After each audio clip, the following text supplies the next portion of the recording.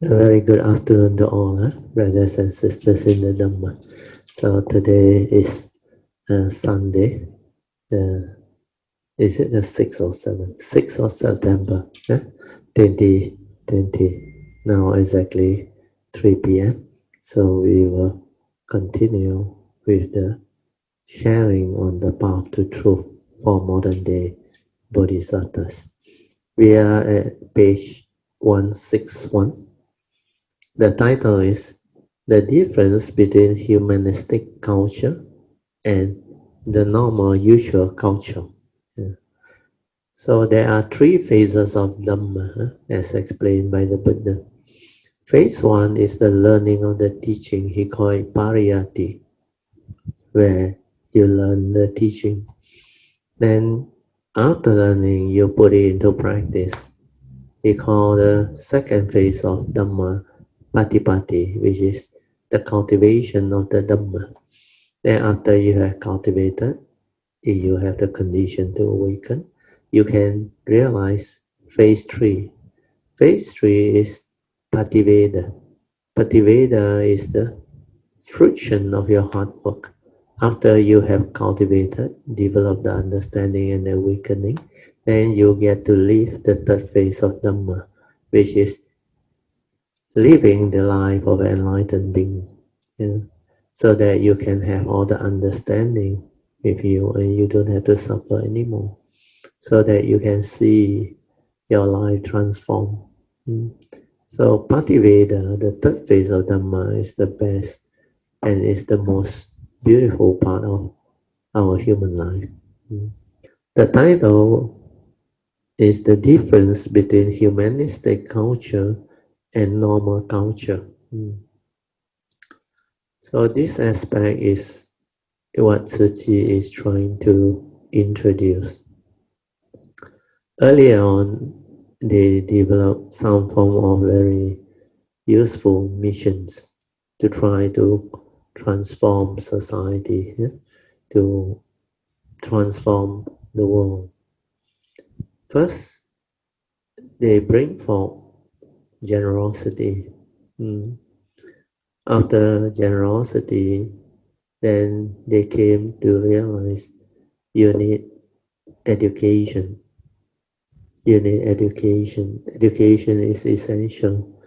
That's why they actually introduced the program to bring about education to those who don't have the opportunity or condition for education. They rebuilt a lot of schools. They funded a lot of projects involving education too. Then the other thing that they saw is medical needs. So their medical mission is also quite well established. Then after they have these three in place, they realize one more area which human beings are lacking.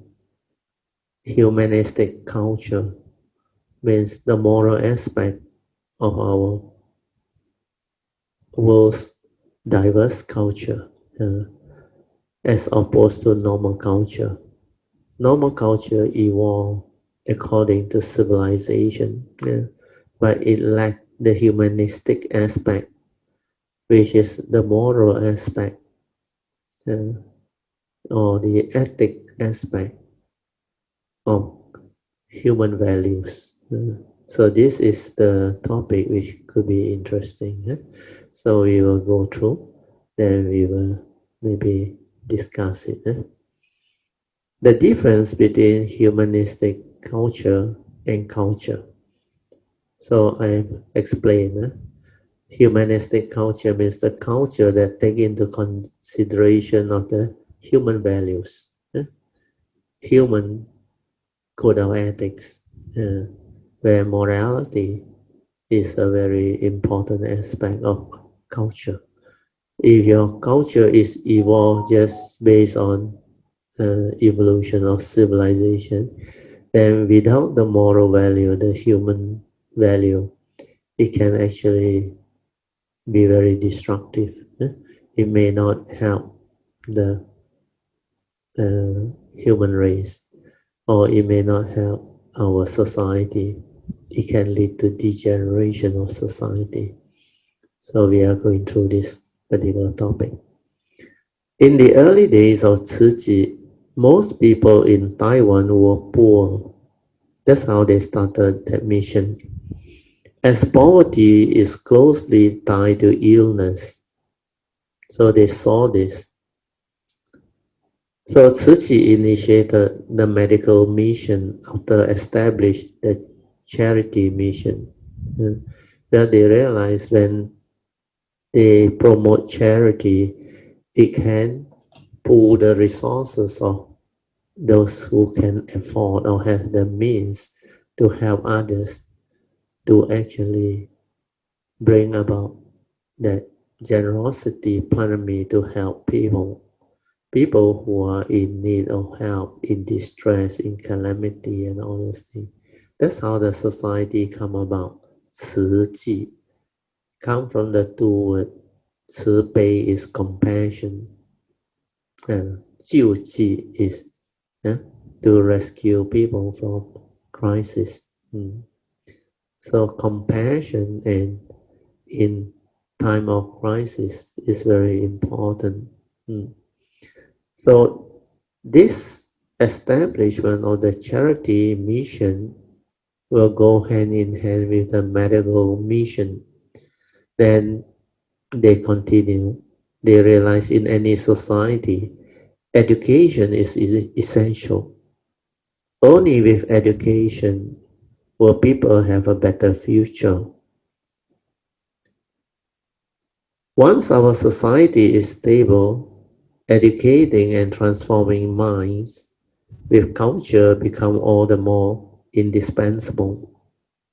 That is why over the past 40 years, Tzu Chi developed its four missions: charity, medicine, education, and humanistic culture.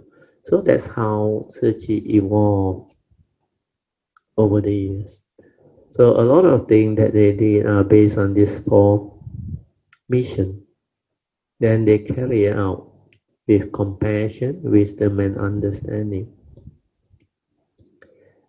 And through their various project, mission, and undertaking, they have actually bring forth a lot of conditions for many wholesome things to arise.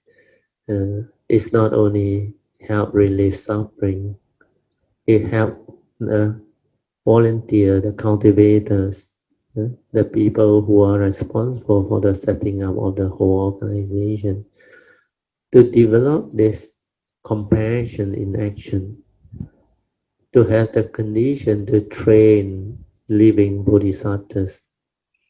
That's why they talk about the Bodhisattva way. This title of this book also very unique. The Path to Truth for modern day Bodhisattva practitioner. So they always call them 人间菩萨, means Bodhisattva within society.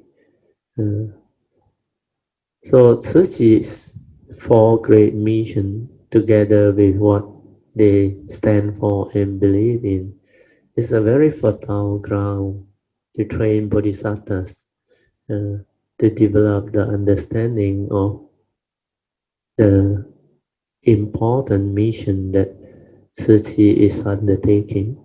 And this has helped a lot of people, help society, help the world, help the volunteers, the organizers, the members, and everybody that is involved. You not only develop the synergy to contribute to relieve suffering, to bring about wholesome conditions for cultivation and practice. So you develop a lot of virtue like gratitude, compassion, love, understanding. So all these are very beautiful. So the four mission can transform society, transform our planet's consciousness, and also transform the way of life of the volunteers, members, and even the organizers and others who are involved. So simple thing like charity project, medical mission. They have a lot of medical mission. They build many hospitals, dialysis center. Then they have a lot of medical assistance to people with suffering, calamity, and all those things. Then of course education is also very strong. Then now is humanistic culture. So with all this in mind, we should rejoice in what Tzu has done. So let us rejoice. Sadhu, sadhu, sadhu. So all this is part of the teaching. Because the teaching of the Buddha, you look at it, it's very simple actually. But to apply it is not easy. But if you understand, the scope is very wide. And it can apply to the whole spectrum of life and society, humanity, the environment, the entire universe. So all these are very beautiful. So when we talk about virtue, we talk about our values, our moral values, our kindness, our generosity, our respect, our contentment, gratitude, sincerity, honesty, kindness, gentleness, pleasantness. All these are great human values. Then when we have a good heart, a loving heart, we can open up to all levels of society, to all segments of society. We can transcend beyond nation borders, race division, belief system, etc. Because all those divisions are created by the thought. So Dhamma can have great application when we understand. To have Dhamma is to have wisdom. And without wisdom, there is no real virtue. So if you are a cultivator of the path, if you really go into the teaching, you will end up having virtue, true virtue. If your cultivation don't make you more virtuous, means your cultivation is not in accordance with the teaching of the Buddha. If you have gone astray. Because his teaching is very simple.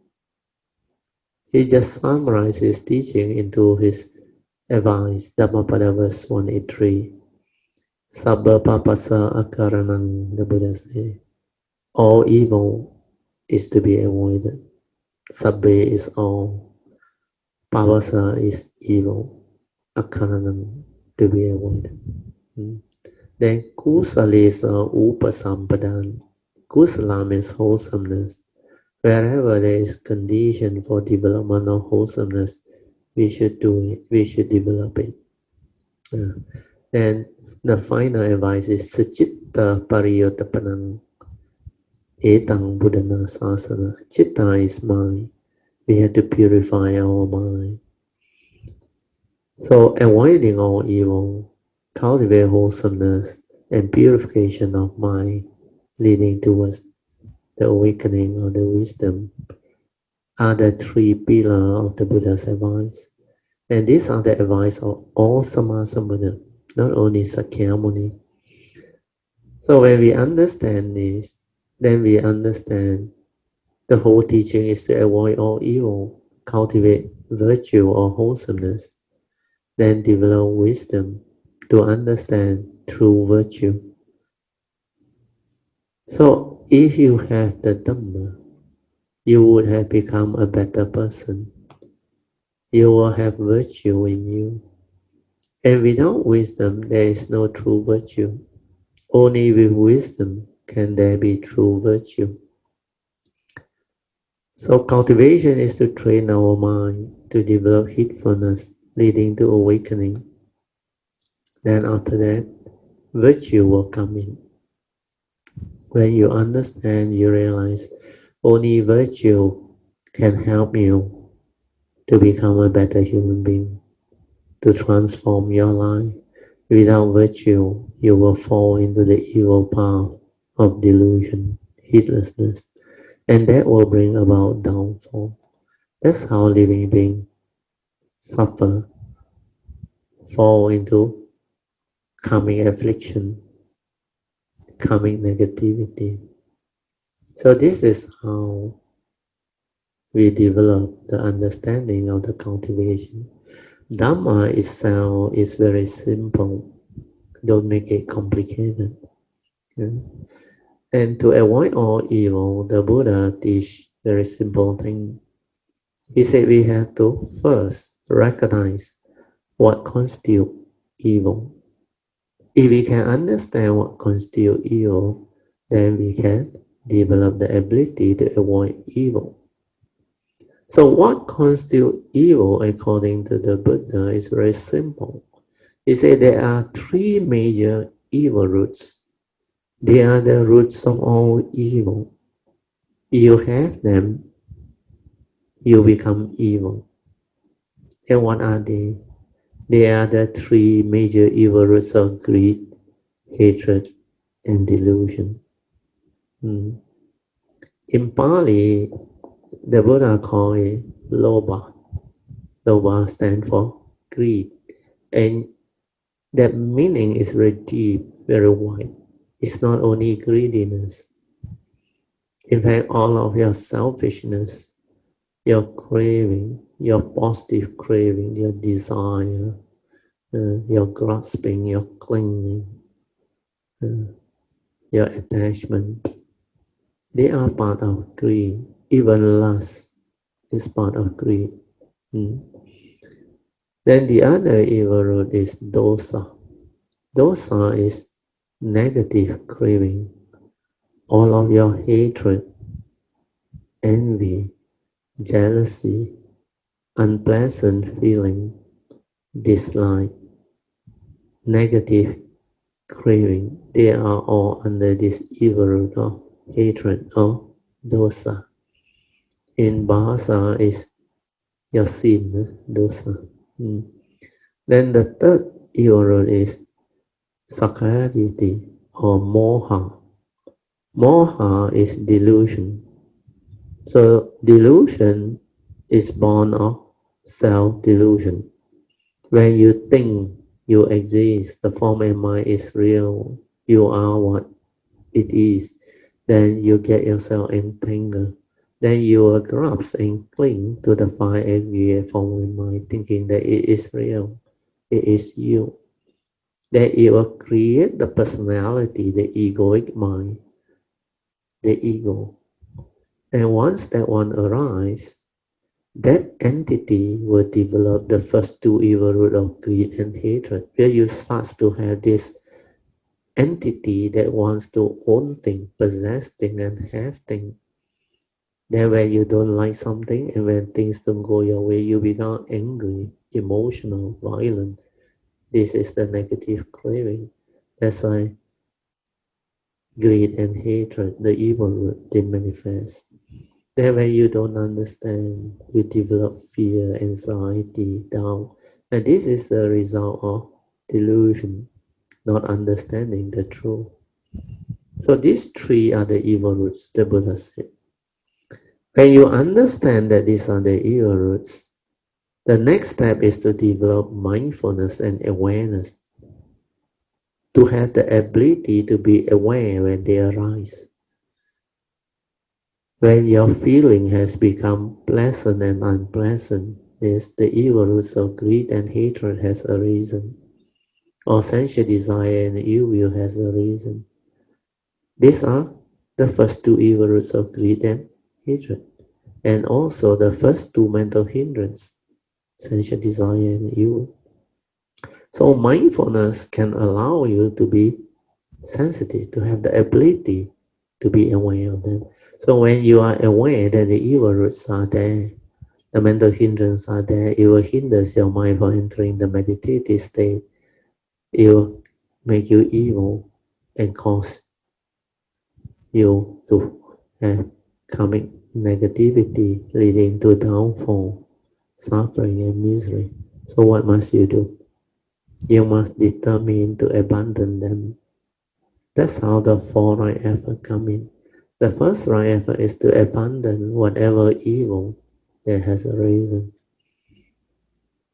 So it can be an evil thought with the evil roots of greed, hatred and delusion. It can be a selfish thought. Then it can be one of the wrong speech with negative mental intention that has the evil roots. Or it can also be a wrong action with the evil roots. So when you live life, you have to arise this three way of communication through action, speech, and thought process. So when you are mindful, aware, and you know what constitutes evil, you can see them. That's how you can cultivate the right effort to abandon them. And how to abandon them? There are 5 ways the Buddha taught. And we have gone through, it's all in the teaching, the Heart Sutta teaching. So go through it, cultivate it, then transform yourself. So avoiding all evil, cultivating goodness, wholesomeness, then meditating to develop wisdom is very useful. And basically the teaching is so simple. So when we understand that, then we know we need to train our mind to be heedful. And to be heedful, we need to train it to be aware, then stabilize it to be ever mindful, then use it to cultivate Noble Eightfold Path, which is the meditation as taught by the Buddha, leading to heedfulness. Then we are home. So the whole teaching is very simple. So I repeat, first, you have to understand what constitutes evil, then what constitutes wholesomeness. That's how you cultivate. Then train your mind to have mindfulness, stabilize it to be ever mindful, leading to heedfulness, so that you can be sensitive and not to detect them. Then the 4 right effort, then the meditation. So all this must set in. Then follow Avijja Sutta, step by step, go into it. And all this come from the first right view with regards to the law of karma. That's how the morality aspect come in, sila. When you have sila, you are on the right path. When you are without sila, you have deviated, you are on the wrong path. So according to the Buddha, we are all born of our karma, heir to our karma, conditioned and supported by our karma. And we are what we are because of karma. This is the 5th daily contemplation. And when you contemplate and reflect, then you realize karma plays such a great role in our life, each and every one of us. So what must we do? If we don't take care of karma, we will suffer, we will become miserable, we will become afflicted.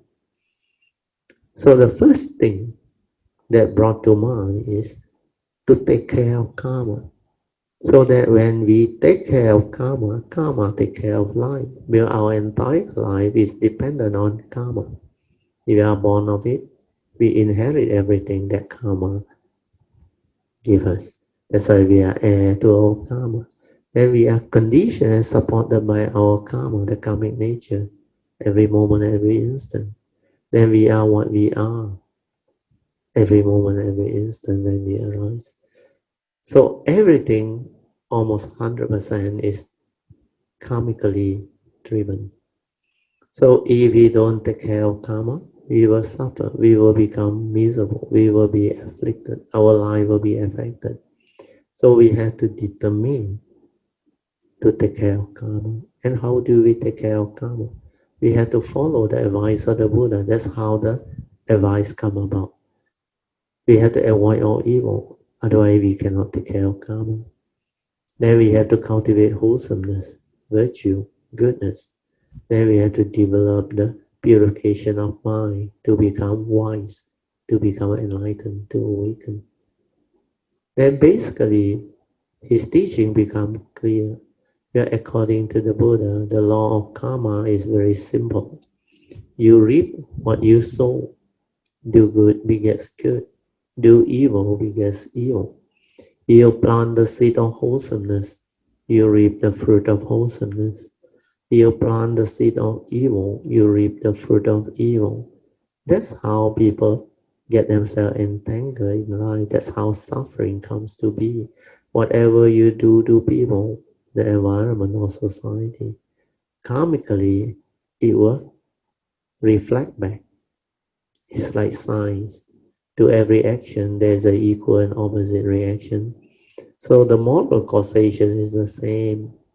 You reap what you sow, whatever you did to people, your affliction, the suffering, the misery, the fear, the anxiety, the panic attack, and all those things that you did to people. All this as karmic friction, when they come back, it will hit back. Maybe not this life, future life, but they come back in the form of you becoming the victim. You change role. Last time you are in position of arrogant status, maybe authority. That's how you can do all those funny things. You can take advantage of people, become selfish, authoritative. You neglect your duty. You don't feel for others. You just do what you like. So you're heedless, selfish, deluded way with all the emotion, anger, hatred, and sadistic character created karmic suffering and misery to others. Then when the time comes, you become the victim. People do back to you. Take for example the precept, the first precept, you kill and harm people. Karmically, when you take future birth, you tend to have a lot of condition to be killed and harmed by others. That's why you will have short life. You will have suffering and misery. Because this is what you inflict on others. Then you neglect your duty as a parent. In future, you have parents who will neglect you. Then as a children, if you do not do your duty or develop gratitude, full of piety and understanding, in future, you will end up having children that do back all these things to you. Well, this is how you did to your parents. So a lot of thing about karma is you reap what you sow. You can see all this. So if you don't want to have this type of karmic negativity coming back to you, then the Buddha's advice is you have to avoid all evil by keeping the minimum 5 precepts. Well, violating the 5 precepts constitute major evils. You can check for yourself. We have gone through all this. Then when you understand that, you will determine to hold that precept sincerely so that you will never allow it to fall. Because the advice of the Buddha is all evil is to be avoided. Not only avoid evil, all evil. So you have to be ever mindful to really avoid all evil. Then when you develop wholesomeness, goodness, kindness, gentleness, sincerity, honesty, contentment, gratitude, then you will reap what you sow. People will be kind to you, honest to you, sincere to you, loving, compassionate, helpful. Then you will reap all this. If you do your duty well as parent, as children, in future you will have great parents who will care for you, sacrifice for you, provide for you, and bring you up in a very special way. Mm. And even as children, because you do your duties very well. So in future, you will have children who will do duty towards you, who also care for you, love you, provide for you, and give you the joy in life, the happiness. Then you will bring honor back to your family. Your parents will have a lot of joy. But this is what you have done as a kid. So you reap what you sow. So if you are kind to people, friendly, nicer people, in future you meet with a lot of great people who will be friendly to you, kind to you. So this style of life is so much better than the other type of life, which is full of evil roots, negativity, heedlessness, and delusion. So you every time harm people, take advantage of people, cheat people, deceive people, kill people, and do a lot of funny things. Misappropriate thing, deceive. So in future, when the karmic friction come, people will do back to you. If that is not what you want, please refrain from all this evil. Follow the advice of the Buddha, keep your precept, and always be mindful of this teaching.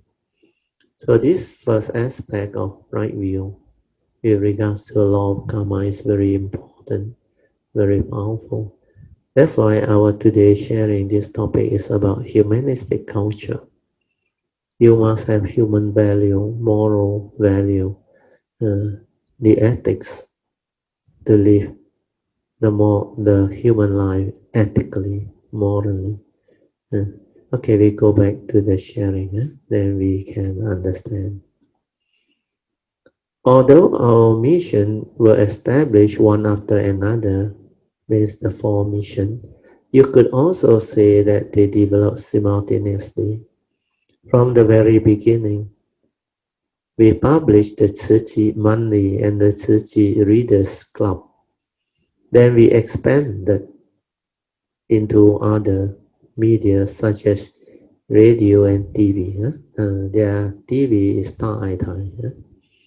In Tzuchi's fourth decade, our main focus was to develop the mission of humanistic culture. That is their last pillar. We used to call it the mission of culture. Then I said, let us not only use the term culture, but use humanistic culture instead. Humanistic culture is more appropriate than culture because it implies the passing on of a spirit or a belief. Here, what she means is the moral values, the ethic part. What is the difference between culture and humanistic culture? Nowadays, the diverse culture of modern society showcase all kinds of different norms. Some young people, for example, have tattoo. They like to wear nose ring, dye their hair, dress in ripped clothing, or aim to look intentionally disheveled. This style can also be referred to as culture because it is evolved from society's evolution. Culture is comprised of the trends that are formed according to the society's evolution or to the time, and it changes with time. When people blindly follow trends, they may be negatively influenced. So this is true. Like earlier on, they have the hippies and all those things, the drug addicts and all those things. But when it comes to just fashion alone, not so bad. Like the way people dress. What we hope to have is the humanistic culture that encompasses the quality of truth, kindness, and beauty. You can add in love also and compassion. Take one's appearance, for example.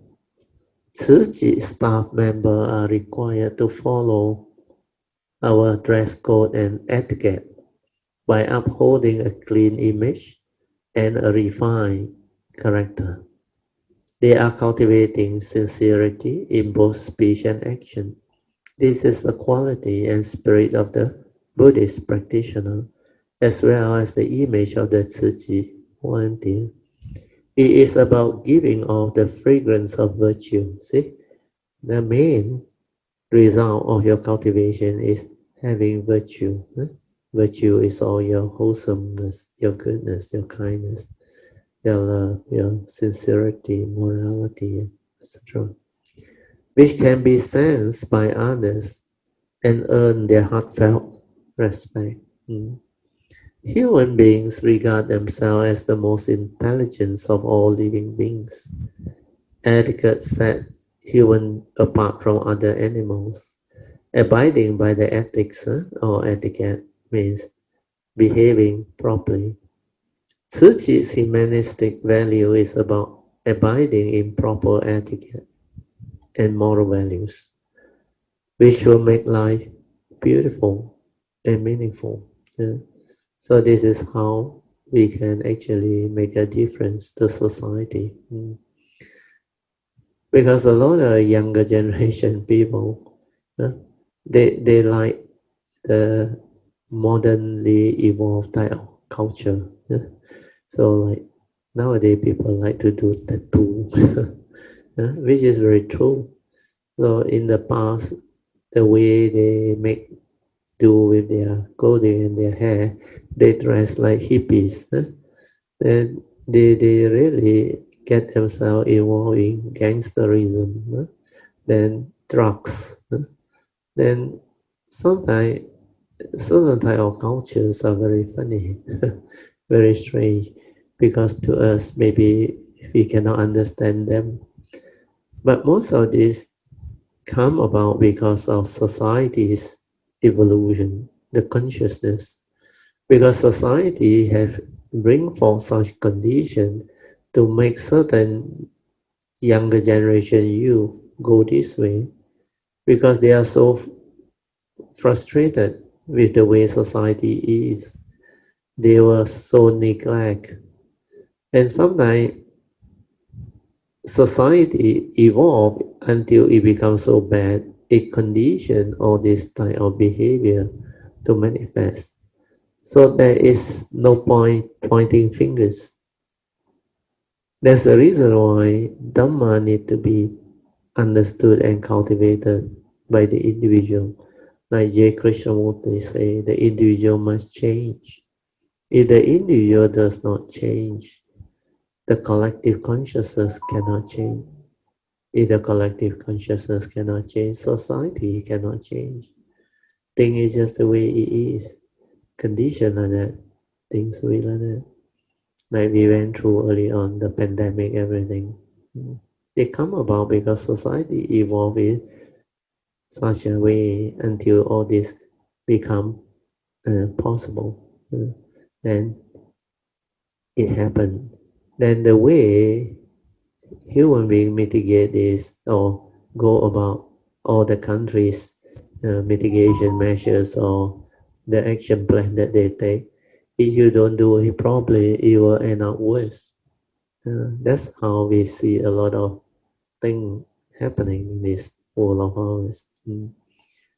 But it is a way to let human beings learn, develop the understanding and evolve so that we can progress as a unique human race. Otherwise, we will continuously become complacent and we will neglect our duty and create a lot of wrong happening in this universe. Then we introduce the wrong way of consciousness.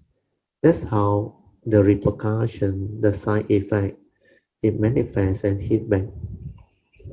So looking at the way we experience society's evolution, we will come to understand how important Dhamma is.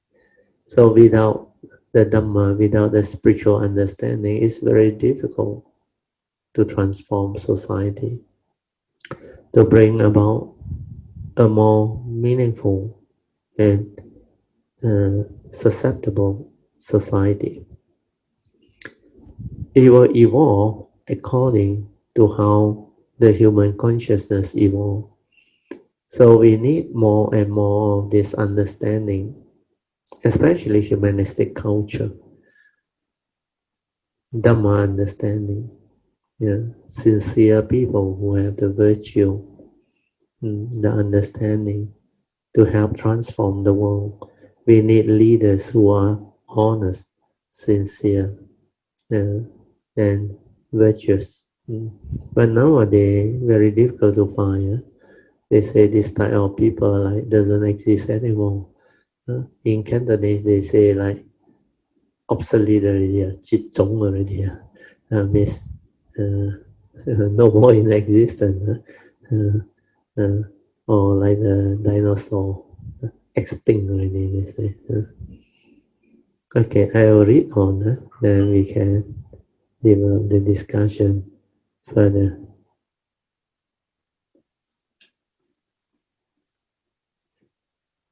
Media coverage play a crucial role in society. Oh, sorry. I think I go back to the paragraph in front.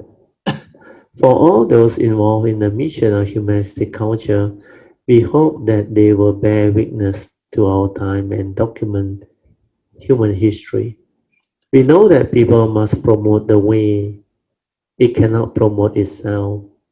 Media coverage play a crucial role in society.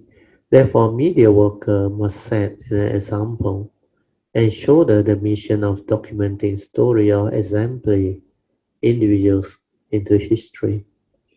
One often say that the true purpose of news reporting is to guide the public onto the right path. News reporting should not vilify people or sensationalize incidents to create a chaotic culture. So what do you think? In our true society, normally the media are not so ethical. They have selfish intent.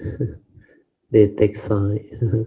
Then they actually distort the whole thing. So all the media, most of them, they are not honest. They are not sincere.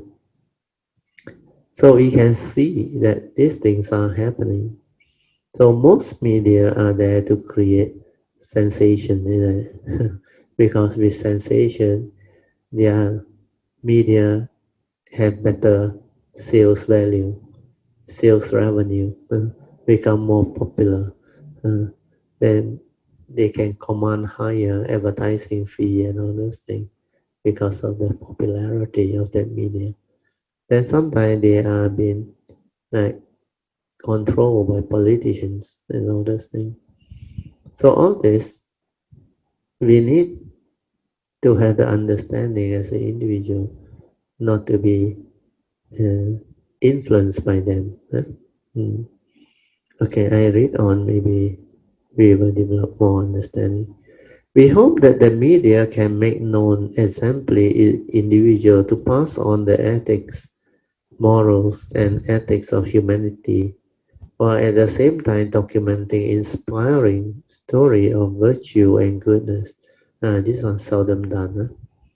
If all people can earnestly devote their life to spiritual cultivation by benefiting others and contributing love, and then truthfully documenting and circulating what they have said and done, that is documenting story or exemplary individual into history. I sincerely hope that Tzu Chi's mission of humanistic culture can become a pure stream of love, bearing witness to good people and good deeds of our time, documenting true life story of individual and spreading goodness and beauty to the world by creating a cycle of kindness, So this is, I think, the end of this chapter sharing. So based on what has been written by the author, I think she is trying her best to actually bring forth this understanding of humanistic culture for the betterment of mankind and humanity. But based on what is happening in our modern world society, I don't think the media is playing its role. Most of the time, the media is more interested in sensational thing and their political views. They do take side. And nowadays, to have good ethical journalists, very difficult to find. Very difficult to find.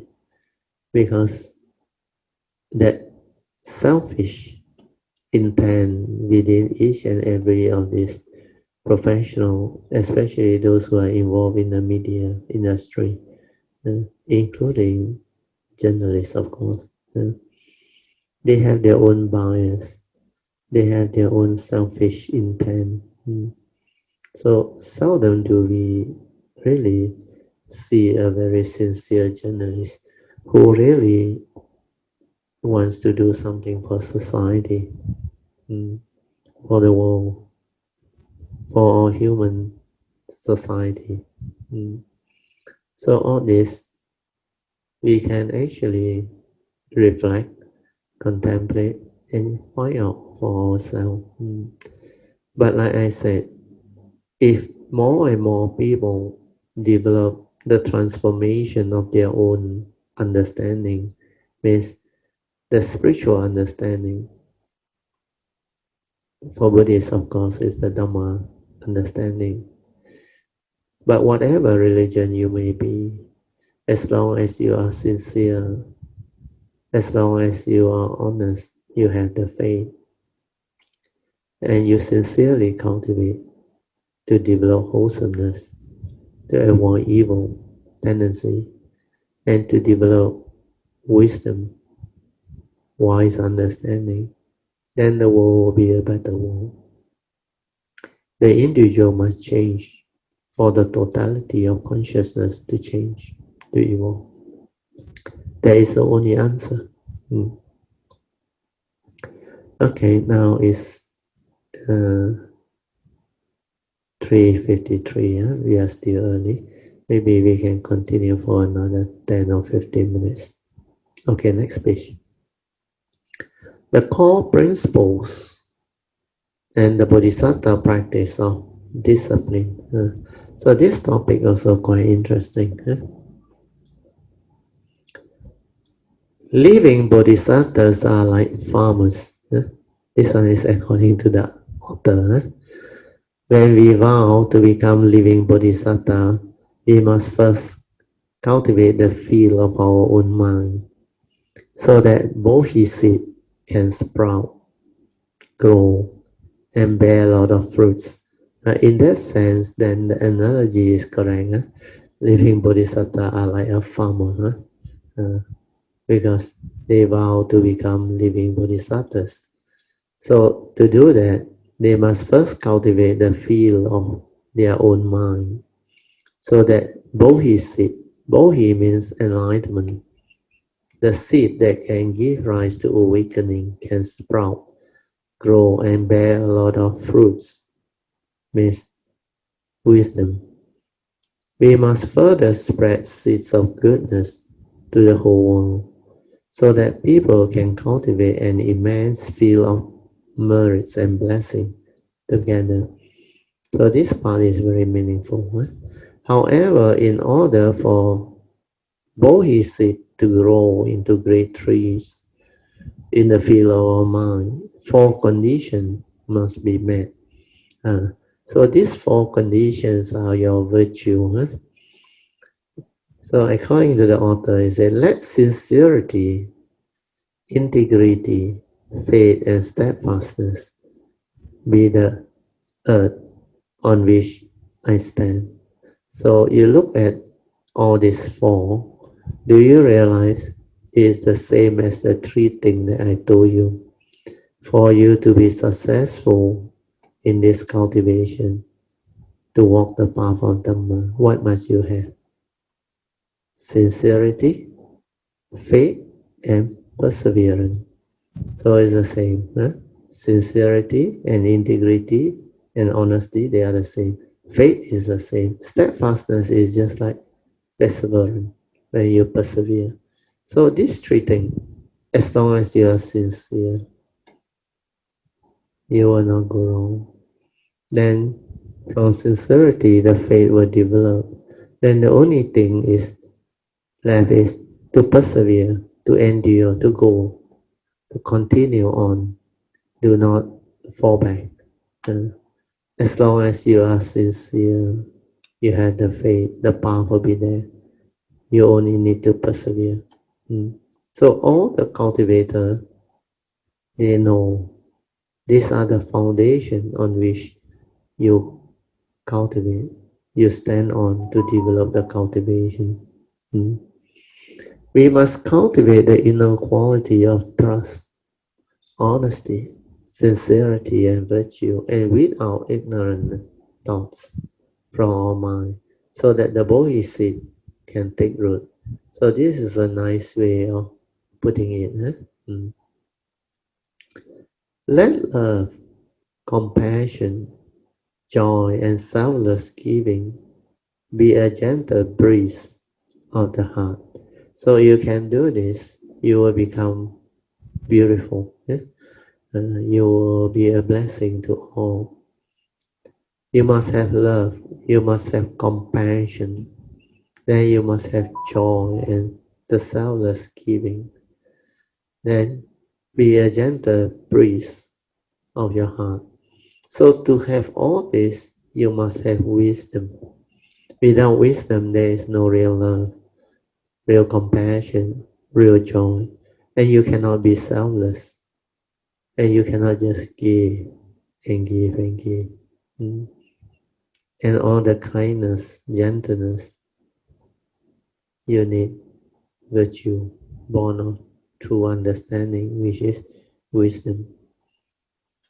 When we act with kindness, compassion, joy, and selfless giving, the ambience of this virtue feels as pleasant to others as a spring breeze, and will inspire them also to be kind, to be sincere, to be loving, to be honest. So all this, they can move on. Let the wondrous wisdom of Dhamma cleanse like water, which is very true. Only by cleansing and nurturing our mind with wisdom and the wondrous Dhamma can we return to our pure nature. And this is very true. Returning to your pure nature is very beautiful. This is your true mind, your true nature within. Because for this to unfold, you must have the wisdom to let the mind return to its pure nature. The mind, before it stirs, is this pure nature, very beautiful. But when it starts to deludedly stir and react to sense experience, it created negative tendency, the evil roots. So all this is the beginning of downfall. Then when due to self-delusion, ignorance, lack of understanding, the mundane mind starts to proliferate, become heedless, and creates the evil roots of greed, hatred, and delusion. And because it lacks spiritual faculty, the mental hindrance take over and make you heedless. So the mind that is heedless think a lot, have no moral value, no ethics, don't understand virtue, very egoic. And because of the ego, it is full of selfishness, full of emotion, anger, hatred.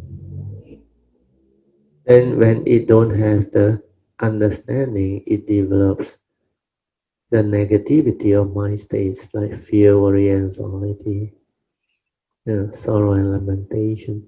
So all these are the result of the heedless thinking, born of self-delusion, born of ignorance. So without Dhamma, humanity fall, living being fall. So what we need is really the Dhamma. The Dhamma is the only spiritual tool that you can develop to come out of all this delusion, so that you don't have to go through all this karmic negativity, yeah, and affliction within society and life itself. Okay, we go back to the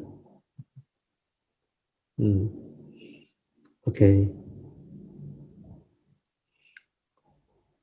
So just now we were at this, let the wondrous Dhamma, wisdom of Dhamma cleans like water. This is very true.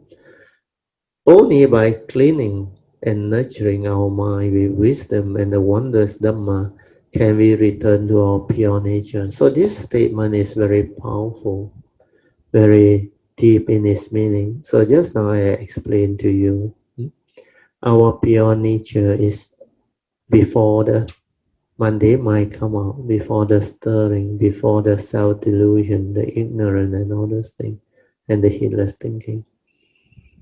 So meditation is to silence our mind, to return to this nature. That's why our teaching is very simple. Relax, maintain awareness, and allow it to slow down the mundane mind. Then let it return to its pure nature, the awareness nature. Then from there, you can understand many things. Then use that silent mind, that pure nature, awareness nature, to observe, to develop wisdom, awakening, and understanding, to insight into phenomena. This is how you meditate. If you don't do that, there is no way. So the wondrous wisdom of Dhamma can clean like pure water. Only by cleansing and nurturing our mind with wisdom and the wondrous Dhamma can we return to our pure nature. So without wisdom, your mind cannot slow down and cease. Without wisdom and the wondrous Dhamma, you cannot understand the true mind, your true nature, your pure nature. To understand that, you have to have the Dhamma, the wisdom. Then when you can witness or observe it ceasing and experience the silence within, when you are able to perceive the pure nature, that is the beginning of meditation. That is the beginning of understanding that you have two minds, the mundane mind and the true mind. So you must make use of this understanding mind as a what they call basic understanding of mind.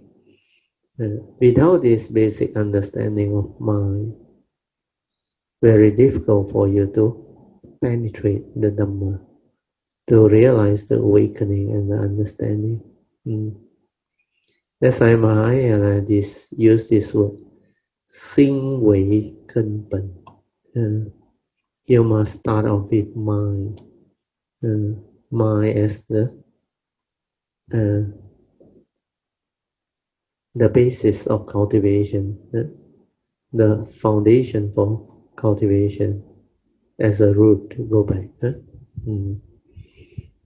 Then I will read on. Let diligence, and this is very important, empower like the sun. We must open our heart and expose it to the warm sunlight so that the seed of goodness can sprout and grow. So this one is just an analogy. Don't go and take it literally. Then go into the warm sunlight and go and shine. Forget about it. This is literal meaning. So here, what the author is saying is, let diligence empower like the sun. Means when you have this virtue, virya, diligence, or perseverance, diligence, it's like the unlimited resources of the sun. You have to open your heart and expose it. Means have an open mind and expose it. Here he used the word warm sunlight as a literal meaning, figurative, literal meaning, so that the seed of goodness can sprout and grow. Means that virtue in you can sprout and grow. It's just like whatever seed you plant, you need to have the nutrient, the water, the air, the oxygen, and the sunlight. Then only it can grow, sprout and grow. So this is just a figurative analogy. Then sincerity, integrity, faith, and steadfastness are the fundamental principles of conduct. So this one we have gone through. We must learn to adjust our mind every day. If we always treat people and matter with sincerity, then we will not have any regret. If we uphold integrity in our mind and our action, everything we do will be just right. When we treat people with integrity, means honesty, then no one will hold grudges against us. Additionally, we must resolve to have faith, belief in the true Dhamma. This is very important. Faith in the true Dhamma, and cultivate ourselves diligently. If we are firm with our vows, this is also very true, and honest in every step we take, we will not be tempted by any external condition. This is very true. When we are able to cultivate sincerely, honestly, with integrity, trustworthy, and again honesty, come on, then we will trust one another. Furthermore, we can inspire more people and encourage them to combine their talent and ability for great love, to act with loving kindness, compassion, joy, and selfless giving. So these are the very important understanding. That's why the title is Core Principles and the Bodhisattva Practitioner Discipline. So these are similar to the three very important basic virtue that you must have for you to walk the path of Dhamma successfully. Sincerity, faith, perseverance.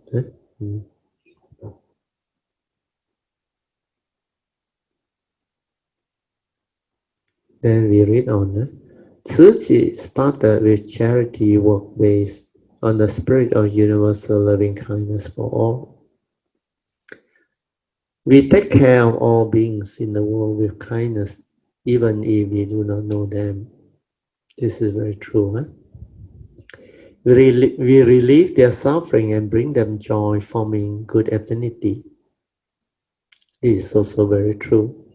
This pure and untainted love is kindness. No matter what adversity we encounter, we will have no regrets. This is great loving kindness without regret. So the Church's way, or the way they introduce all this, is very beautiful. It also bring together the people who have the parami to develop generosity, kindness, to donate, and the volunteers, and all those people to carry out this mission of charity, eh, and humanity, relieve suffering. So that synergy actually trigger the Dhamma way to really at work through its own mechanism and uh, movements. So the way you come out with all this activity that can be beneficial to the human race, to the human society, to our planet, to the world, can bring forth the condition for Dhamma to actually manifest. So how we plan all this and how we develop all this, you can apply the Dhamma within. And when the Dhamma is being applied, it's so beautiful. It has so much synergy, and it benefited so many. So this aspect is very useful. Right? So that part, this is great loving kindness without regret. Means they just do, even though they may not know any of those people who are involved in their relief of suffering project and activity. Sometimes it can be an alien country, entirely different culture, different race, with different religion. But they transcend beyond religion and race. They just do the humanistic work. Okay, we read on that. Life is most precious. The greatest suffering in life is illness. This one everybody knows. In our mission of medicine, we act in a spirit of feeling others' suffering as our own.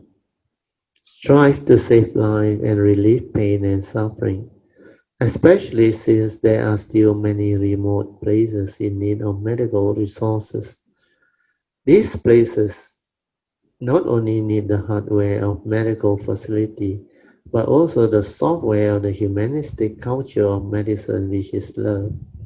Surgery volunteers treat patients as their own family member, even when sighted or exhausted.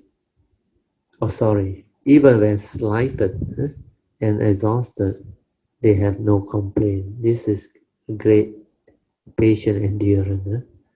This is great compassion without complaint. I call it patient endurance.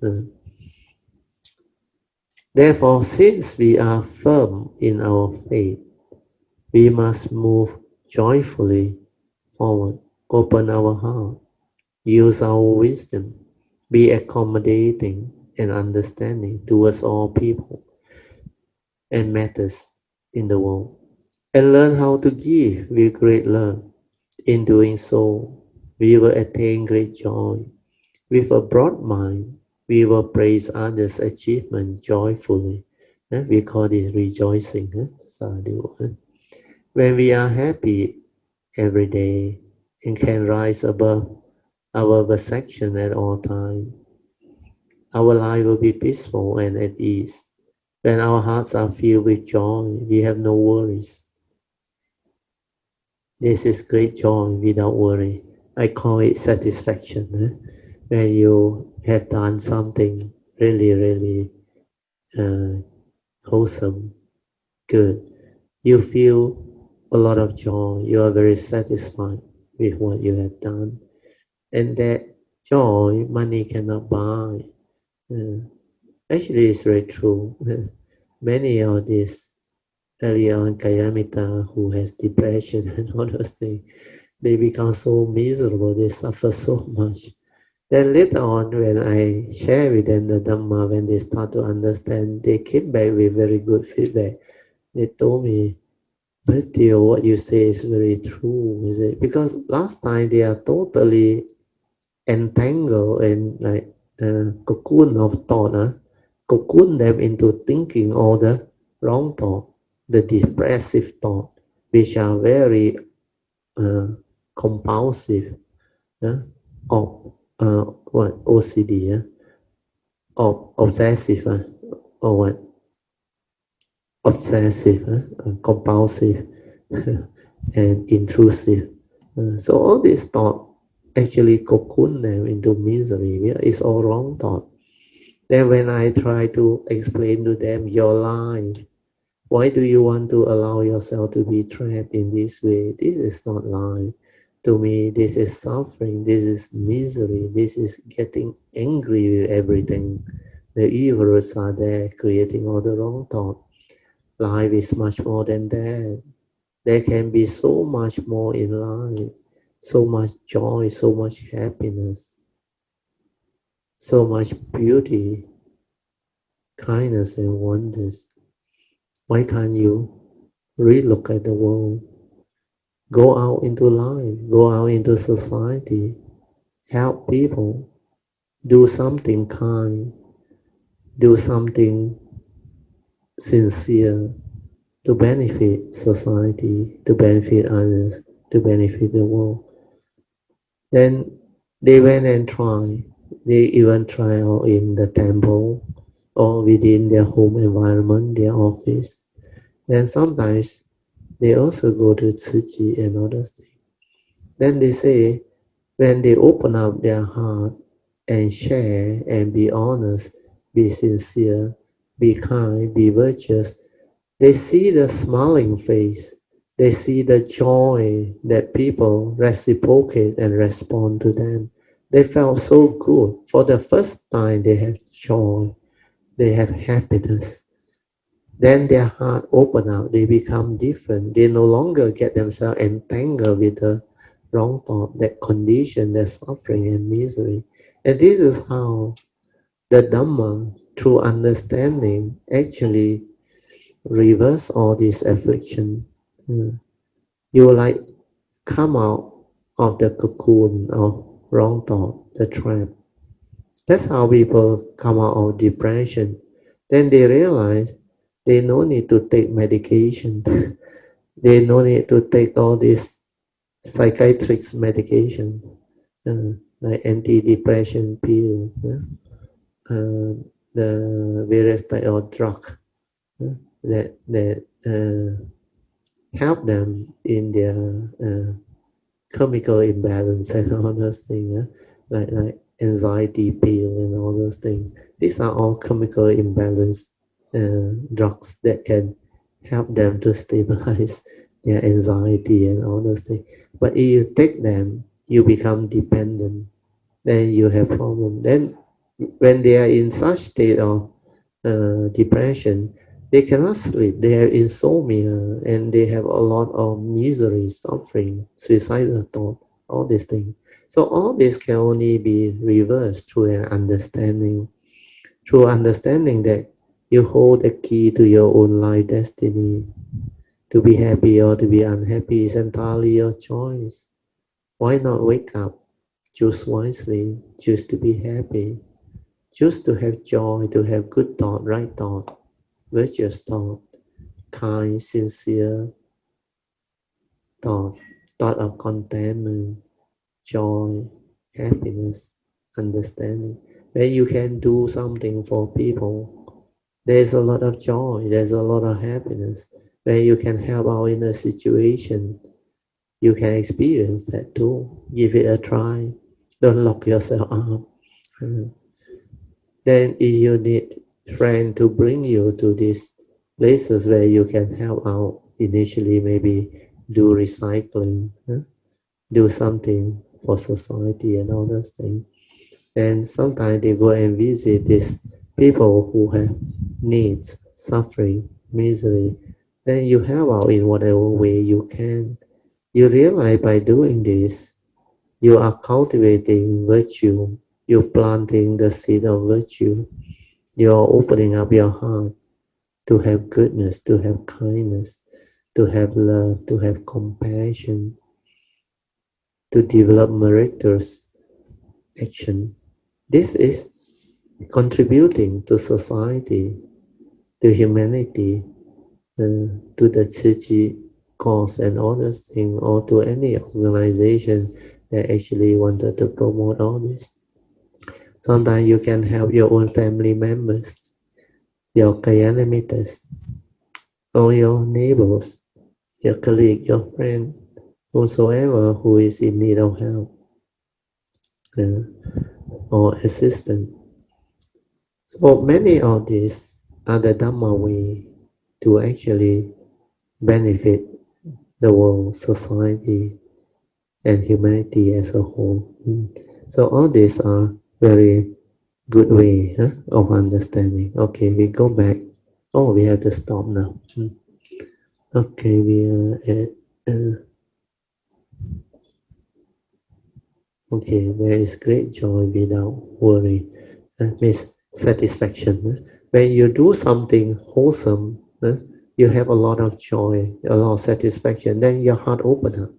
Your virtue start to surface. Then you have gratitude.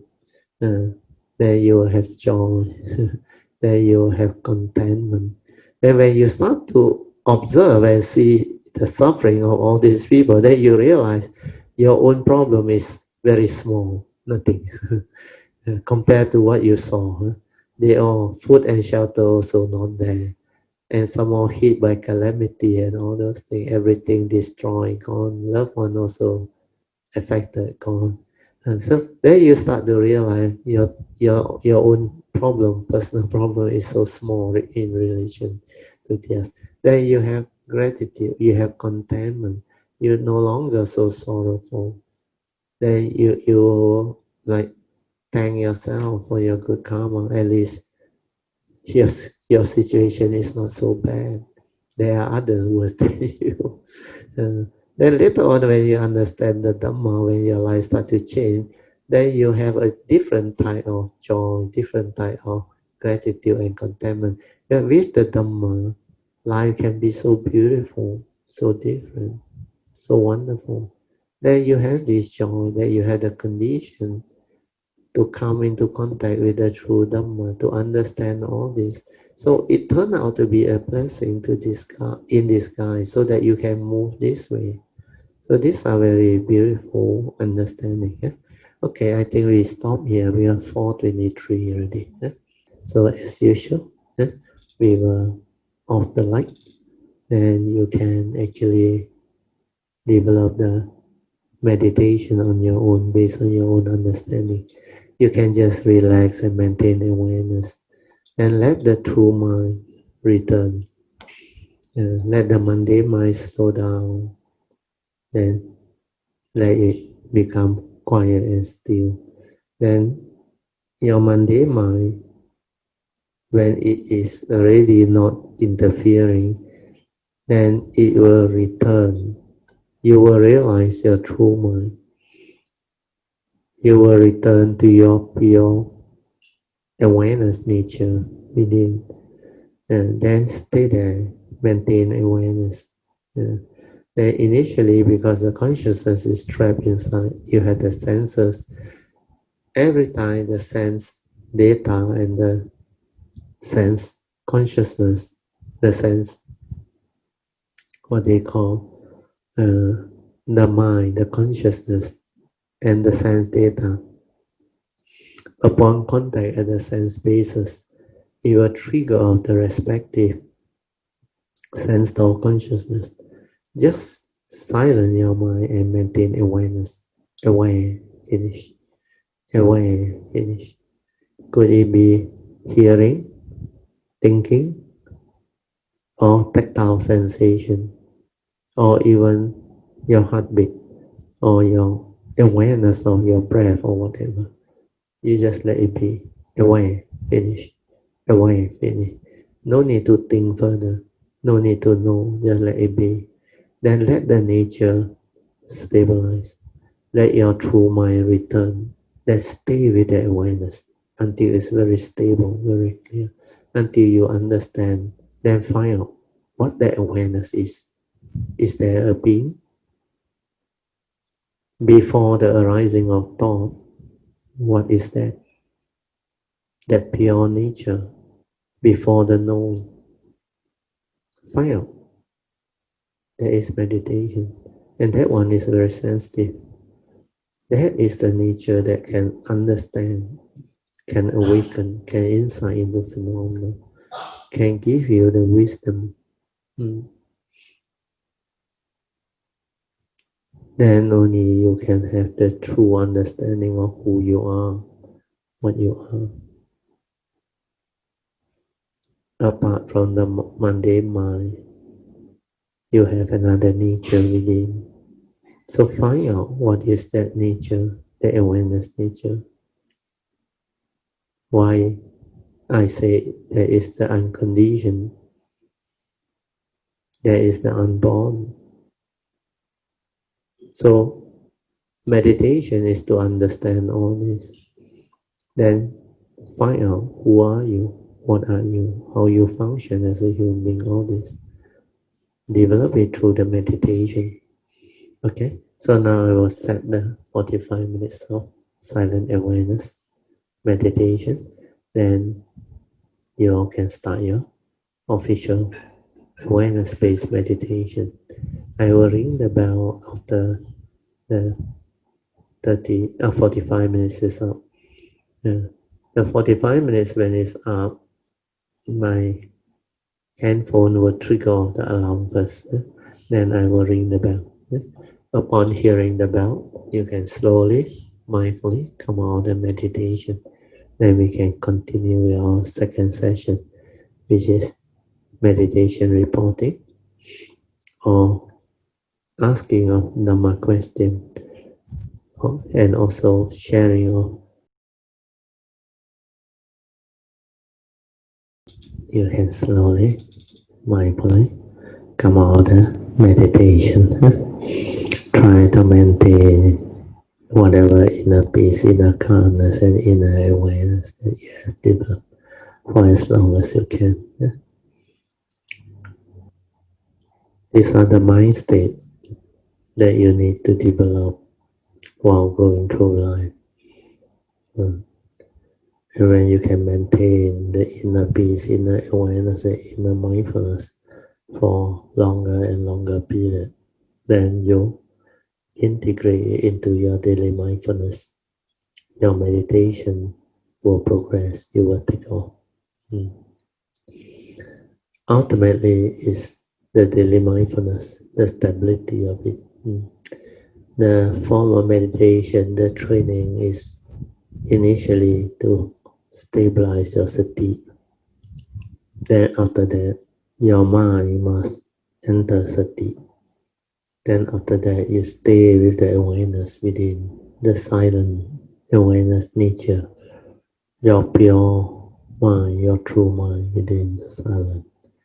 That is the meditative mind that can understand many things, that can develop the meditation and the understanding. Then use that to develop understanding. Use that to cultivate, to awaken. Okay, so now we come back to our second part. Second part is meditation, reporting, whatever question you may have regarding the Dhamma or meditation or how to apply this teaching in life. So Dhamma in daily life, you can share it or speak about it. It's up to the individual. If you have meditation reporting, you can report first. Then you can share your Dhamma in daily life, or you can just maybe ask a question. It's up to you. Okay, now we open it up. Hello? Hello, yes. Pamasuri, yes. Now you can share your Dhamma in daily life, or ask question, or report your meditation. Up to you. Yes. Good afternoon, Barfio and all Kayananitas. Yes. For me, recently I realized the most important thing to cultivate the Buddha Mm. is the silent mind. Yeah, yeah, yeah. That When you one don't is have good. silent mind, Yeah, uh, we can't move at all. yeah, yeah, yeah. You need Uh, the awareness. Yeah, the yes, silent. we need the awareness and the Mm. silent mind. Mm. Um, what I do is most of the time when my mind go out, Yeah. I aware all the time, and when it go out, the Mm. moment I realize it go out, I bring it back Yeah, just at the present moment. yeah. Then also you can go to your heart area, anchor it at the heartbeat there. Yes, You can be aware from there means you're already aware. So every time you are not there means you are in the thought. Mm. So the inner awareness is very important. So every time stay there, the inner awareness, aware, aware, aware. Mm. yeah. Recently, I find I have less thought, Ah, that is good. Yeah, less you thought, can and I found practice. that when the moment my thought come, it doesn't periphery for so Yeah, long, yeah, yeah. and the Not like moment last time. Yeah, I can what I call as they call tekan break. When I realize the negative thought or the happy jet tendency arise, yeah, yeah, yeah. I can realize, and I can I can be with it, and then the thing it will I don't get pulled into that pool of muddy Yeah, correct. Not thinking. like previously, huh? Yes, not You not will like not be like drawn into it, huh? Or yes, and deludedly continue with the thought proliferation or the train of thought creation. Normal people will have a lot of that. They think a lot. Mm. The heedless thinking like cannot stop. But when you are more and more aware, when you have the initial wisdom developed, when you see the understanding part behind, there is no meaning to arise all those heedless thinking thoughts. Means all those that is non-beneficial, like frivolous thinking, uh, the habitual tendency. So all this you will start to understand. Then when you understand, you can just let it be. Then after that, you realize it no longer has the thought energy to sustain itself or continue that way of heedless living or thinking. So heedfulness starts with understanding, stability of mindfulness, awareness. When you're aware, you understand the uniso manasikara that is aware will prompt you. Sankara anicang, sankara dukkang, no meaning. Think also like that, don't think also like that. Then why do you want it? If it's non-beneficial, better let it be. No need to continue. Then the awareness itself can make you calm, peaceful. And when you are most of the time aware, peaceful, your mind becomes different. Means you are not heedless anymore. You are not lost in thought anymore. But the mind that is not trained has the tendency to think.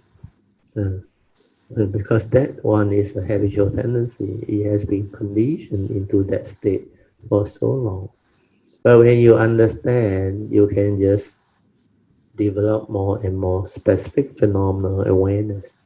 When you are with the specific phenomenal awareness, you cannot think. You just aware, uh, or you perceive, aware, finish, and you move on.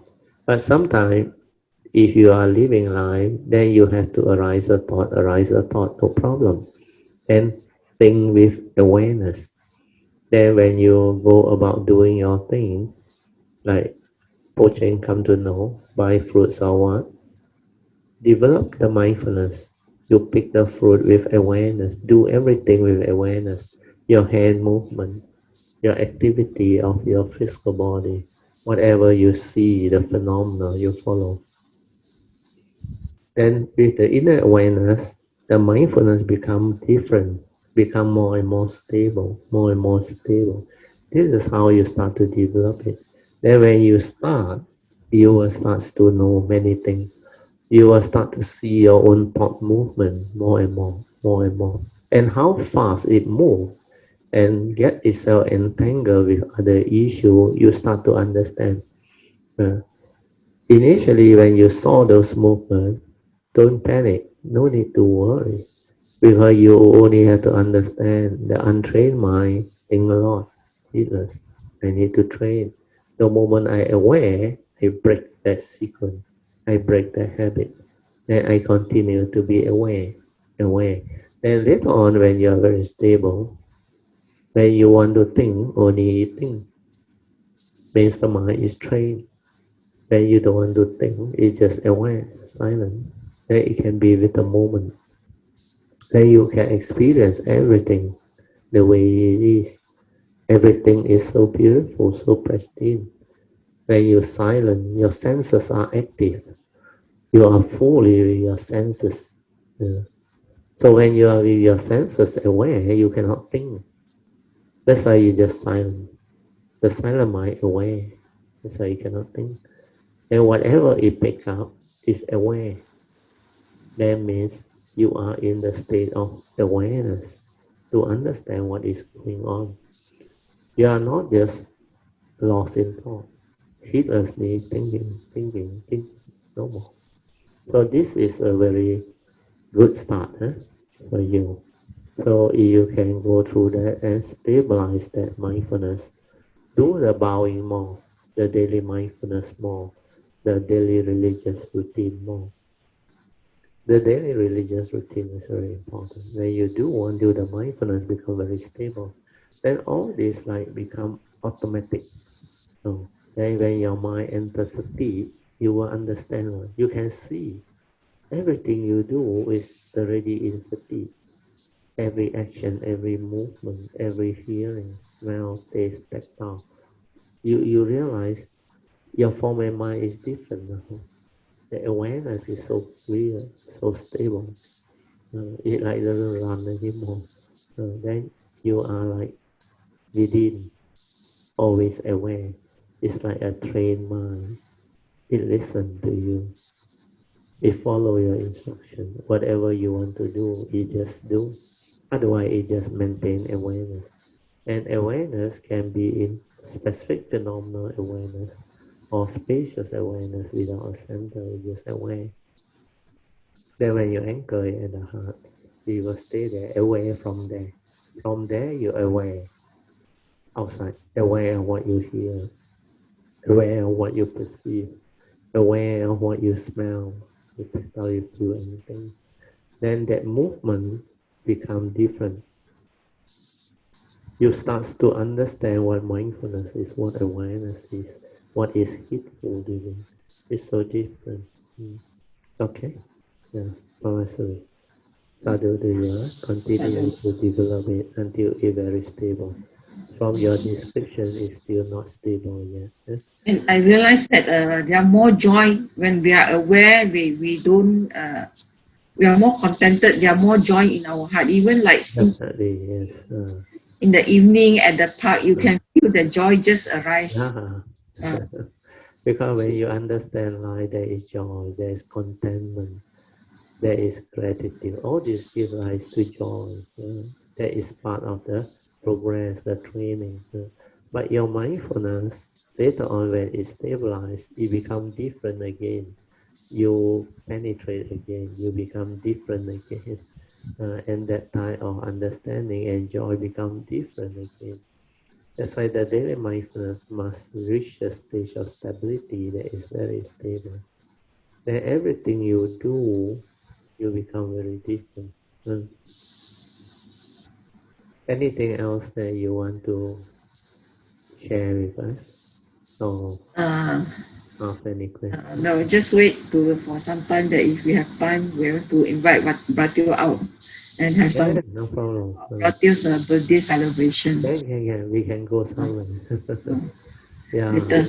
quite near already, September month Yes. already. Mm. So maybe we see how. Uh, Now they can have gathering, but not too big, I think. Not too big. Then per table, they may have limit. Uh, we need to maybe size it down a bit. We see how it goes. Yeah. Okay, so Uh, uh, okay, now you have the privilege to nominate somebody. can we hear from one of our new members? I think it's new members because Okay. who is it? These are David.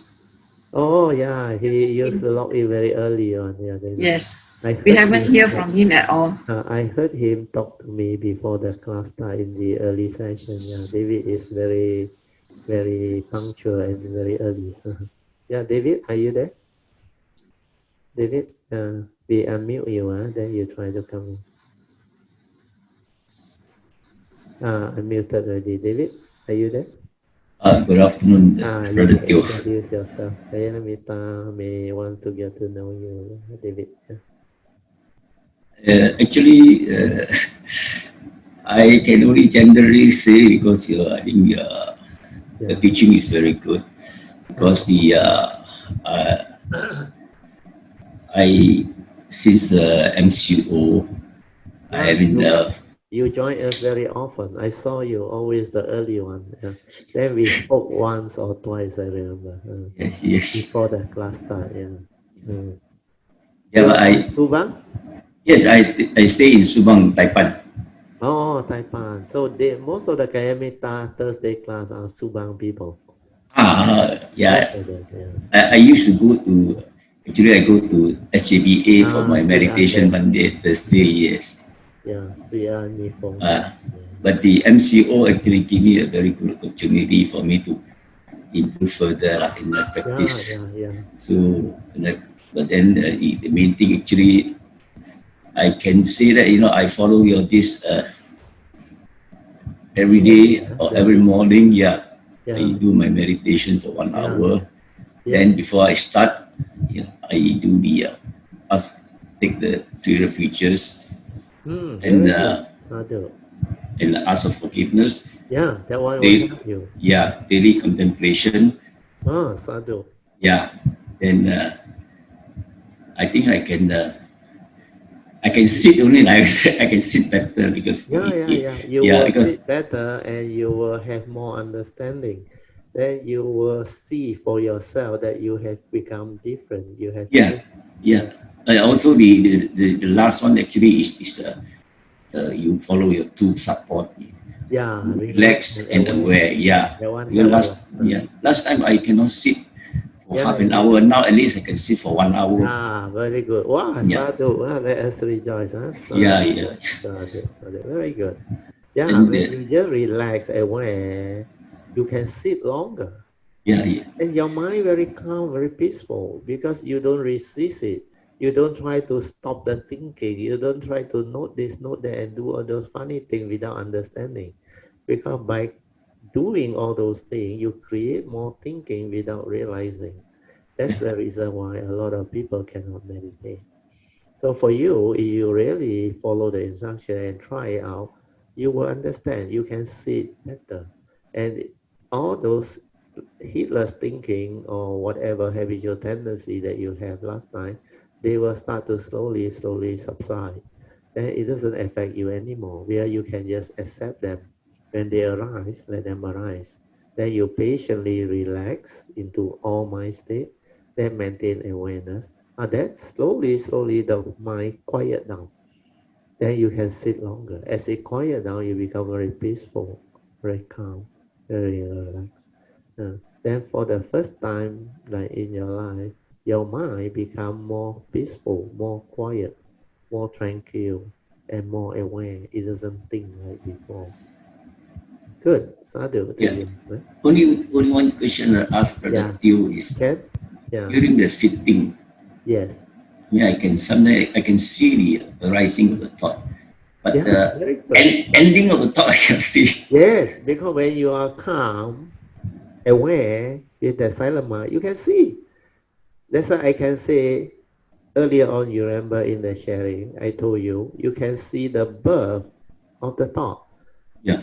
the formation and birth of the thought. Then how that thought cease, you can see. Yeah. Then how thought arise, how thought cease. Then what is thought? It's always respond to something, memory. After you perceive, you create that thought, the content, come on, the mental intention behind that content. Then your views, opinion, and conditioning, how you introduce all those things in. And that thought is conditioned into moral and immoral based on your views and your opinion and your conditioning. So all this you start to see. And when you start to see, there is meditation. Then you tell yourself, why am I this way? How it conditions my emotion, my like and dislike, my pleasant and unpleasant sense experience, my continuous arising of thought and thinking when I don't understand. Then when I start to see all this and understand all this, then I ask myself the question, why am I this way? Why am I not peaceful, not aware? Why am I not heedful? It's because your views, your opinion, your conditioning, your belief system, your memory, all this create thought. So when I understand all this, I straighten my view. Thought arise because I lack the spiritual faculty. Thought arise because I don't have right view. So when I have right view, when I understand thought, the limitation of thought, then I know thought is sankhara. The Buddha says sankhara anicca. It come and it go. It arises and it disappears. Then if I give it meaning, it conditions suffering. That's why sankhara dukkha. Then I start to understand. When I want things my way, when I give meaning, I attach, I cling through self-delusion. My mind state become affected. Then I realize if I can accept things as they are, like the Buddha say, and let things be, then I realize I don't react anymore. I don't stir my mind anymore. Then I can be at peace. Then I start to understand if I straighten my view and accept them for what they are. People are just the way they are. The world is the world, like the Buddha say. Condition like that, things will be like that. Then I realize I can be at peace. I no longer hate that person. I no longer project my thought to have fear, worry, anxiety. All those things cease. So these are negative mind state. When they don't arise, I realize I am peaceful. I am mindful. I am aware. I am heedful. And I can have joy and I can live life. That's how you transform. Then through that observation, that's why you need the silent mind. You start to develop more and more understanding, more and more joy. Then you straighten your view. And that straightening of the view is initial wisdom. That one will come and prompt you. Sankhara anicca, sankhara dukkha, dhamma anatta. The world is the world. Learn to see things as they are. Silence your mind. Do not give meaning to things. The aggregates of mind, rupa, vedana, sanya, sankhara, and vijnana, they have the universal characteristics of impermanence because it's not a permanent, unchanging entity. So if all these aggregates are that, then how can it be me? If it's not me, then who am I? What am I? How come they arise in me? All this understanding will unfold. That is what meditation is all about. Then only the silent mind can understand. The silent mind is without the ego, the atta. There is no egoic mind inside there that say, I see, I hear. No, there is the awareness. Before the mundane mind come in, the egoic mind come in, there was no such thing. But when the sakkaya self-delusion come in and input the content of consciousness and pop created that thought, then you start to understand how it becomes egoic. Then that one can have fear, worry, anxiety, sorrow and lamentation, selfishness, emotion. Then you realize this movement is the mundane mind. Nothing to do with my nature. My nature don't have all these things. when I have wrong view, only this thing arise. Then I realize this nature is so beautiful. Without the views, opinion, and the conditioning, it has the energy to witness and see things as they are, and awaken and understand. Then no more deluded, no more the old way. Everything becomes different already. There is meditation. So it's very good that you can start to see the formation of thought, the birth and thought, and the ending of thought. That is the beginning. Initially you see, but later on you can see how you input the content of consciousness. And why this content of consciousness is like that? It comes from your views, your opinion, your conditioning, your belief system, your whatever training that you go through in life. So all this, you start to see these are accumulated memories. Sometimes even your fear, your phobia, your insecurity, your deep resentment and unhappiness. So all this mold you, condition you. That's how you function as a human being. As I thought, is respond to all these accumulated memories. And most of the psychological memory, like your phobia, your fear, your insecurity, your unhappiness, your resentment, your envy, your jealousy, or the way you perceive things, your like and dislike, they all come from your conditioning. And it has become a habit. That's why you react very fast. So the content of consciousness go in very fast. Without the mindfulness and the awareness, you cannot see. Then you start to understand why human beings think in that direction, how their egoic mind arise, how their delusion condition them into such heedless thinking and arising of thought. So this is real meditation. But to see all this, you need to have very stable daily mindfulness. So hopefully with today's sharing, you can maybe develop deeper understanding, David? So yeah, thank you very much. All the best. Thank you. So you got anything else to share? Or only one question. Sometimes during the sitting, yes, you are aware, then halfway you can see something like drop from the mind. From the mind. It dropped down. I don't know what is it dropping down. Very good. After that, you feel very calm and relaxed. Yeah, it's a shift of consciousness. The consciousness shift because your thinking like suddenly stop. Then that shift bring you to your awareness nature. That's why you become very calm, very quiet. It's like middle of the night. Suddenly the car all no more. Or the sound like from the rain on the awning suddenly stop. Then you become quiet. Or when you start your computer, then when you end your computer that time, if your computer is an old type, where a lot of sound, the moment the computer stop, the vibration or stop, you can sense that silence. That is the shift of consciousness. Your consciousness become shifted to another quiet consciousness.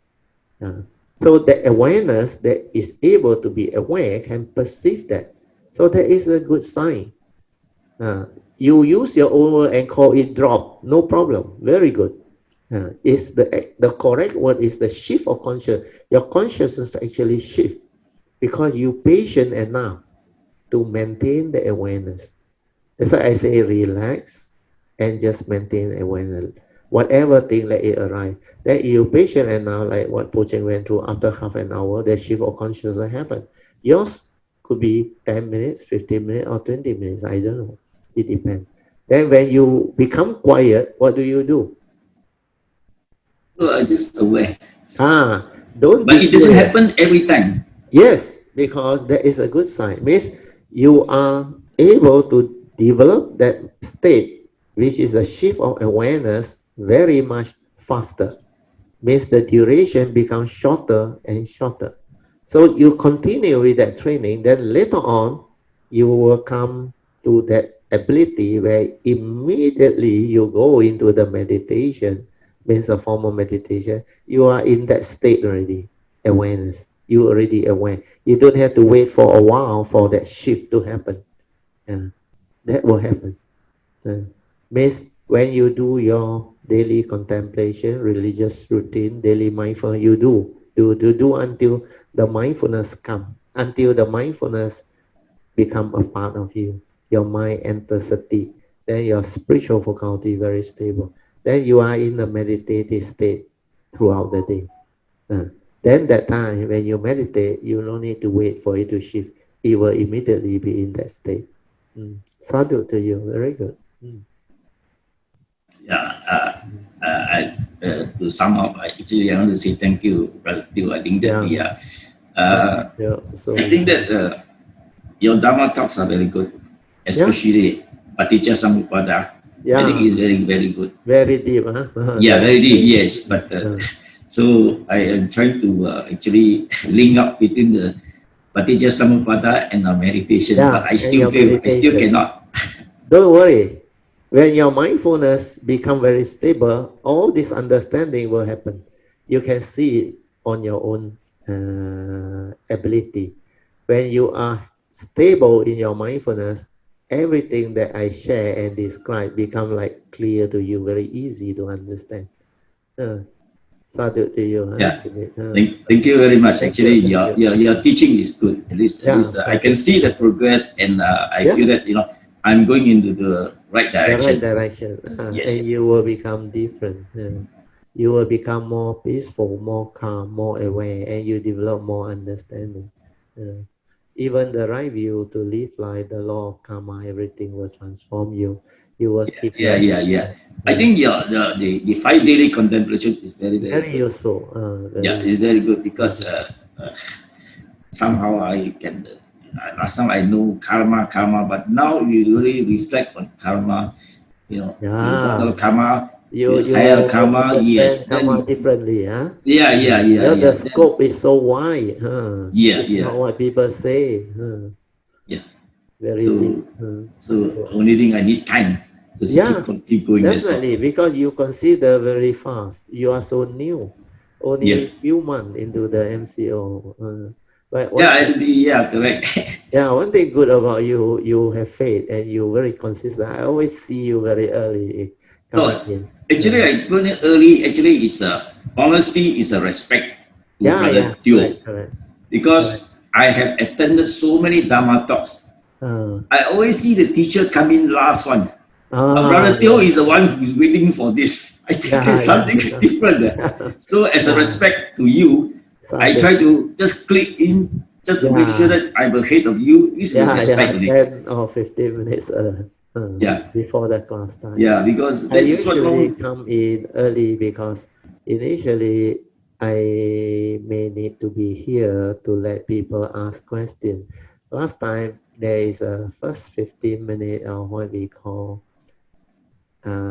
preparation because we are new in this Zoom meeting, and sharing, we need feedback and all those things. Then later on I realized after we overcome all this, we don't really need the full 15 minutes, but sometimes some Kayamita may come in early and chat with me or ask some question. So nowadays maybe no such need, less. That's why less people come in that early, but I still saw many. After you, normally I saw Alicia, I saw Pamasuri, I saw Adeline Manyuandeo. All these people were coming quite early. Sadhu, very good, huh? David, my nature region. Thank you very much, brother. Thank you. Sadhu. Keep it up, huh? Sadhu. Okay, you have the privilege to nominate someone. There is one. Any of the name you see, you just nominate. His name is what? Jayanta. Jayanta, Dr. Jayanta. Jayanta, Dr. Jayanta. Yes, Dr. Jayanta. Ananda, he is not in, huh? He is not in. He's not in. I see. Get him. Maybe next time, maybe I should, in this case, get Brother Ananda. Ananda, yes. Ananda. You have been nominated. Ananda, come in. Yeah, we were. Yeah. Yes. You have been nominated. Yeah, to share Dhamma in daily Can you life. hear me? Is it clear? Can? Okay. We can hear you. Yes. Good evening and Good evening. good evening everyone. Yes. Yes. So for me, I am not good in reporting actually. So I have no idea what to report about. Just share. Don't report. Just share what you have done. Dhamma in daily life. Or you ask some question that can make you maybe learn and understand. Have you Okay. put into practice or try out whatever? Okay. Uh, Yeah. Okay. For okay. I do always make an aspiration where after the meditation sitting, hopefully can get more understanding the proper meditations that I don't know what exactly meditations is. Yeah. So, but yeah, but I don't know. I don't really know how to frame it. But I might be. I'm able to feel like peacefulness sometimes, but sometimes no, depending. But also maybe my sada is not so strong as all the spiritual faculty, as Brother Teo says, I'm not so strong still. Yeah, and at time I think I also very tired, you know, where I sit for meditation. When you are very tired, yeah, even like just now, I think I fall asleep. Oh, good. Yeah, I That's think why I you fall look asleep fresh too. now. You look more fresh Yeah, I now. think before the you the were session, I very think tired. You were very tired. yeah, yes, Because I heard yep. from my daughter Sui that weekend retreat, you and Jayanta were running many errands. I think you all not enough rest. You all were very tired. Yeah. And you all rested a lot. So it's okay when you know your body is tired, you rest. When you rest with awareness, it is meditation. So initially when you rest, maybe you go to sleep, it's okay. But try to maintain awareness. When you can maintain awareness while you rest, you realize you are meditating and resting and recuperating. You do all this together. And later on, you can have good rest, deep rest. Even when your body is so tired, while you rest, you maintain awareness. You can hear your own snoring.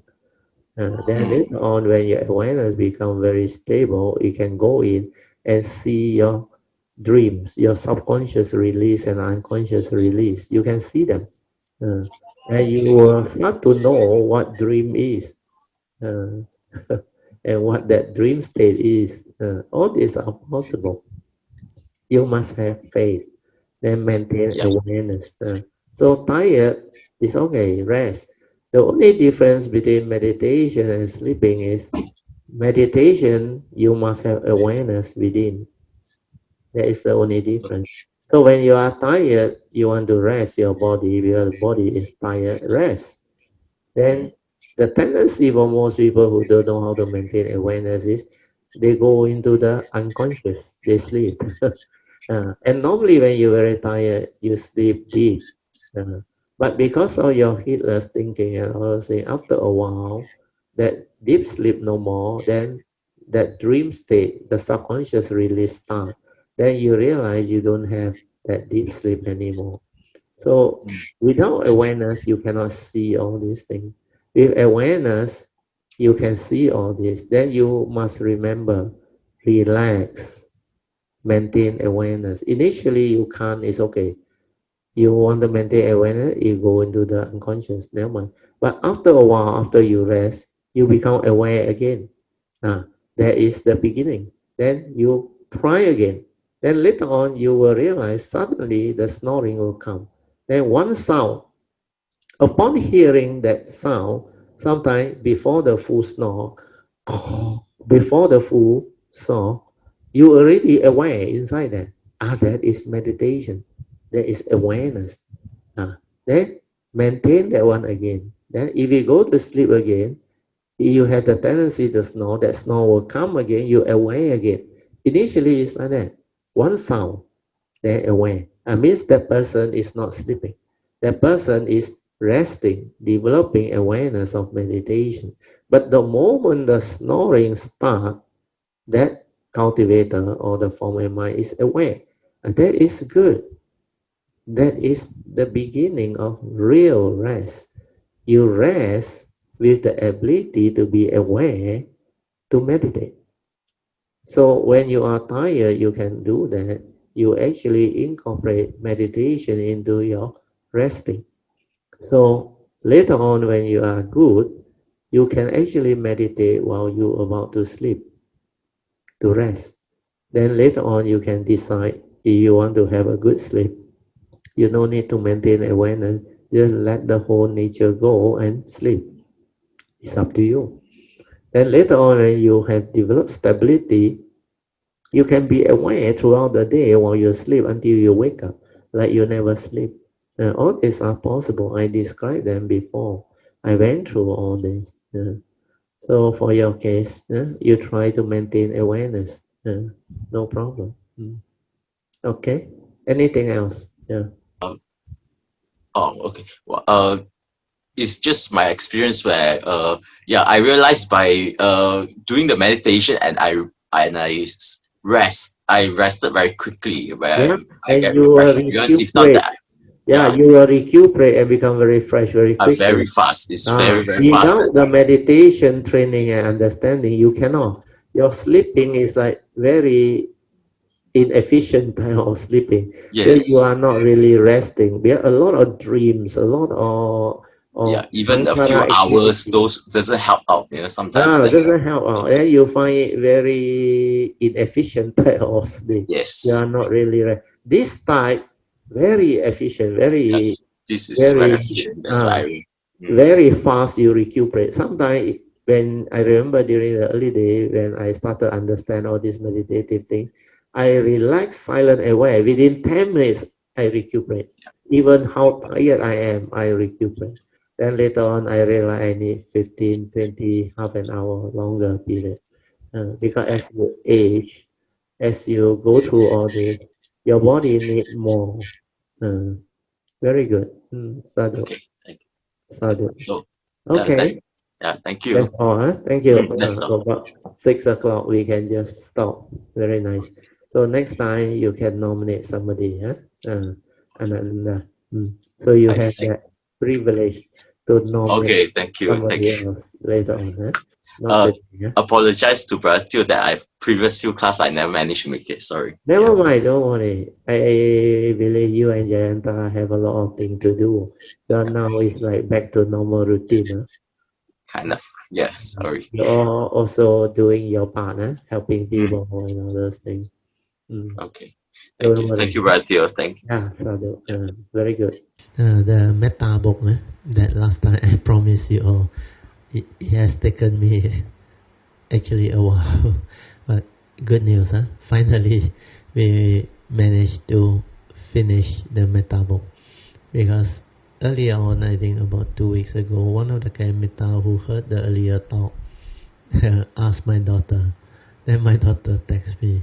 Then only I recall, there are these 2 metta books that I promised people. Then I managed to get 2 sisters, I think one Lei Hong, to type out the old script.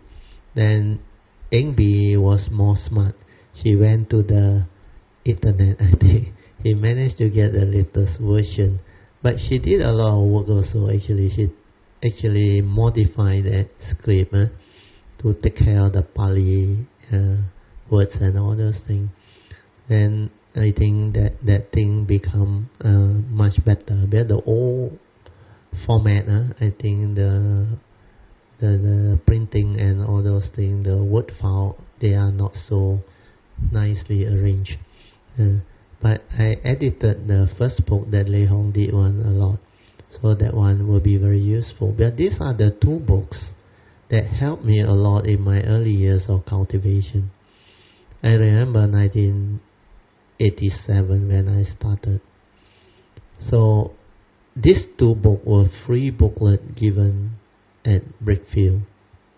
I received a very old book, very thin book. Then I found it so useful. Then I follow the description there. Then my metta become very strong, very powerful. Then I realized I benefited a lot. Then later on I decided to reprint these two books. So that time I went through Wave. Wave managed to get the publisher to actually help me to print. So I printed 2,000 copies at that time, I remember. Then I sent it to Brickfield and all the Buddhist temple for free distribution. Then over the years, after I came out to share, then I recall these two books. Then whenever people have problem, First Noble Truth problem, and their mind state not good, I will advise them to listen to metta tape and develop this metta meditation, where is the easiest and the fastest way to develop the wholesome mind, to understand love, compassion, virtue, good mind state, to cut away enmity, hatred, anger, the various evil roots of selfishness and all those things, to develop benevolent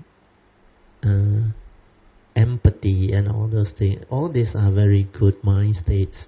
Then this metta teaching is actually from the scripture, from the Buddha, and they are very useful. They are taught to the monks as the first cultivation before you go into meditation.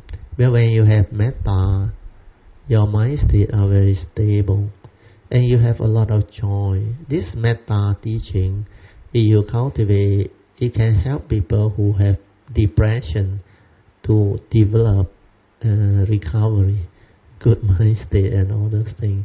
Like just now I share, you can do something for people, you feel good, that joy and all those things. Otherwise you cocoon yourself with all the depressive thought, the wrong thought, that thought that make you miserable, unhappy, sorrowful, with the evil root, or your fear, phobia, insecurity. All this, I realize they consume the living beings and make them miserable in the state of deep suffering and misery. So they develop a lot of sorrow and lamentation. Then I realized this metta training open up the heart. So I have sent the thing for final, I think, generation of the content by Brother Teo and Sister Pamasuri. Once they finish, we will put it on website for sharing, but I will also attach them in the My Kayanamitta website so that you all can download it, and whoever who likes it, if you need a hard copy, you try to print out your own, otherwise you wait. I will use the master to go and make photostat copy. Then with the photostat copy, maybe I will not photostat too many, about 100 copy each should be enough. So only those who need the hard copy, they can collect from me. Then we can use this book as a sharing in our next class or what. It will benefit you all. It's very good. So one of them is titled Metta Bhavana. The other one is Metta. I think a philosophy and don't know what, or universal love. So these are the two very good metta books. One of them is written by Venerable Bhavana.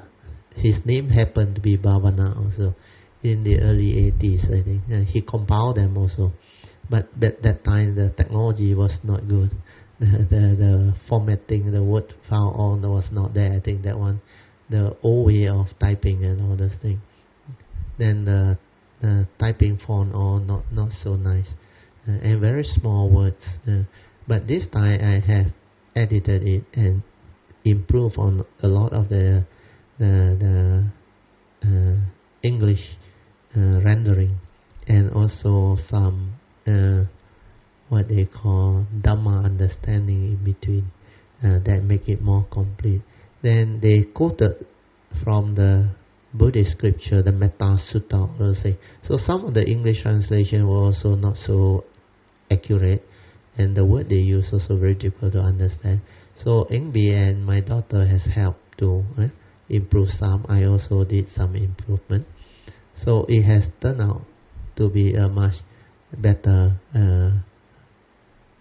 book for study, and you can make use of that book to help you develop the understanding and cultivation.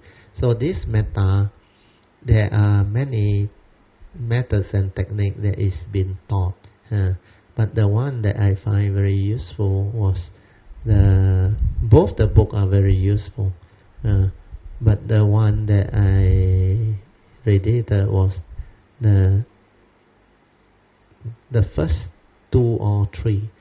I remember it was starting with yourself, then to your teacher, your loved ones, then to somebody who is a neutral character, then to somebody you don't like, hostility, enemy, and all those things, then to all beings and all things, so that you can break through from your hatred, dislike, and all those things. Because most people cannot generate metta or love or compassion towards neutral people whom they don't know, like no relationship, nothing to do with them. Then some, they cannot radiate love and metta to enemy, to people whom they don't like, and all those things. So all this cultivation is to help you break all these barriers. Because these are the conditioning of your mind state. The egoic mind thinks that you exist, that it divides you into friends and enemy, that it divides you into loved one and not your loved one, or neutral people and all those things. Then you also have your parents, your teacher, your close friend, your colleague, and all those things, your brothers, your sister.